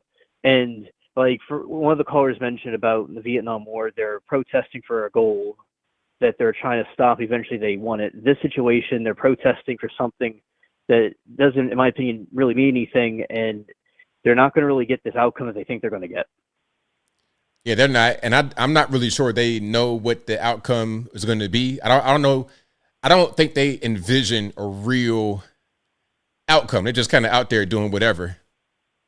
Yeah, I see them as like a like a bull, like the animal, a bull, or some sort of wild animal that's like running, or it's like running out of steam, and because there's these bullfights they had in Spain, like in the past, and when it's about to go down, it gets really like angry right before it goes down. I think that's what they're doing. Like they're just running out of steam and they're going to exhaust themselves and nothing, happens. Yeah, I believe you're right. Yeah, I also think that the Democrat you were showing that was talking about do white people care now? They're still like I said before, they're the party of racism, and they're still having these racist tactics that they used in the past, but they're like twisting it around. And they like to be antagonizing, condescending. Oh, of course, that's their hallmark. Yeah, and Marco Rubio, I liked his message, and it's good that the oil will benefit both countries, because these other countries that come in there, they're just trying to benefit themselves in dictatorships. But in my opinion, we're caring about the people that are actually there and our own people too. Right, exactly. I think a lot of these people, like a lot of the China, Russia, these people, they want what's best for them. And if weakening Venezuela is best for them, then they would push for that. Right, exactly. And, Putin did this thing in Ukraine, and then China may have sites on Taiwan, and they do things over there, and I believe they're totalitarian regimes. So for them to, including Iran, for them to criticize our country is ridiculous. Yeah, I agree, for sure. Yeah, and I believe that Christ will bless our nation and bless us with victory against these Axis powers. And I am glad that we have a good president and a good administration to deal with this global crisis that's going on. Right. I agree with you 100%. Yeah. Okay, ABL, that is all to say for my call. Thank you for taking my call, and shout out to you in chat. Thanks for the call, man. Definitely appreciate you. Okay, bye. All right. Shout out to Alien Spaceship. Great call. And that will be a wrap for me. Shout out to you guys. I appreciate y'all for rocking and rolling. If you like what you heard tonight, please give the video a thumbs up. Like the video, share the video, do all that good stuff. That'll help me out tremendously. This is also an audio streaming podcast. It'll be available on your favorite audio streaming platforms, whether it be Google Play, Spotify, Apple iTunes, etc. Link for that will be in the description box, or just go to your favorite audio streaming platform and search ABL Live. I should pop right on up. Alrighty. I think I got a lot of super chats. I got some here I'm gonna read and then wrap it on up, put the bow on top. But again, shout out to you guys for being here. You guys are the best audience anywhere on these interwebs. If you like what you heard tonight, you know what to do. Give the video a thumbs up. Shout out to you guys for watching, retweeting, super chat, and whatever you do. You know I could not do the show without you. Thank you to the mods for keeping them trolls in check. I appreciate y'all for that as well. I got super chats I'm gonna read right quick. Then I wrap it on up, put the bow on top. Thank you to Block KMIT, who says, Thin Ice Guy Alvin is not calling in a while. Think of the Lothair says, granted, the ICE agent was defending himself, but after I screamed at the dead body, he might have had psychological problems. Nah, it's not psychological problems. Everything's not a diagnosis. Oh, you said this. You must have got this disorder, that disorder. Well, maybe he almost got hit by a car and almost died, and he was able to prevent from having that happen. So sometimes when you're in that moment, you might just say something like that, because you're just expressing the anxiety you just had right there, the relief, all of that is going to come out. It's just called being a human being and having emotions. Just because you have emotions and you display them does not mean you got a problem with your emotions. You understand? Like if you celebrate after a victory, that's not an emotional problem. That's not a mental problem. That's just you celebrating after a victory. It's okay.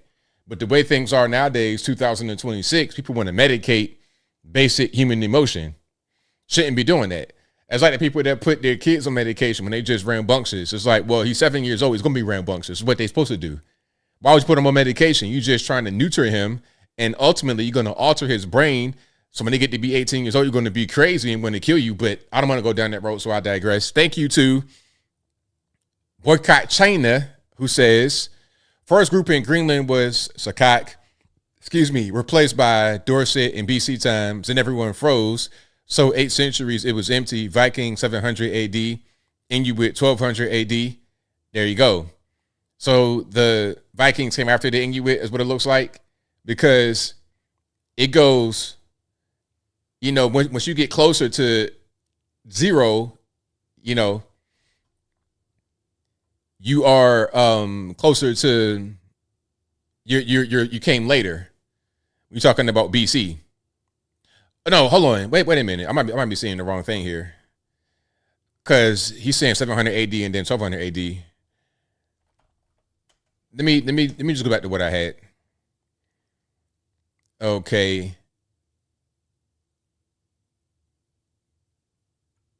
When did the?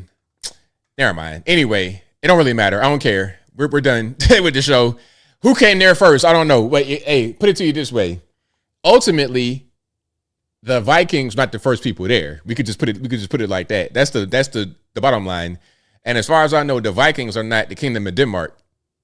Anyway, shout out to R Black Pearl, who says Sapphire, the woman who would be alive if she stayed home with her children and not on ice. Her family got 1.5 million in GoFundMe. Right on. Thank you to Boycott China, who says China claims the Americas are already based on Peking Man being ancestor of natives everywhere. A fake ancestor lied, no connection to Africa. Well, there we go. Shout out to you guys. I appreciate y'all for rocking and rolling. It's been a great one as always. But until next time, y'all be safe. I'm out. And peace.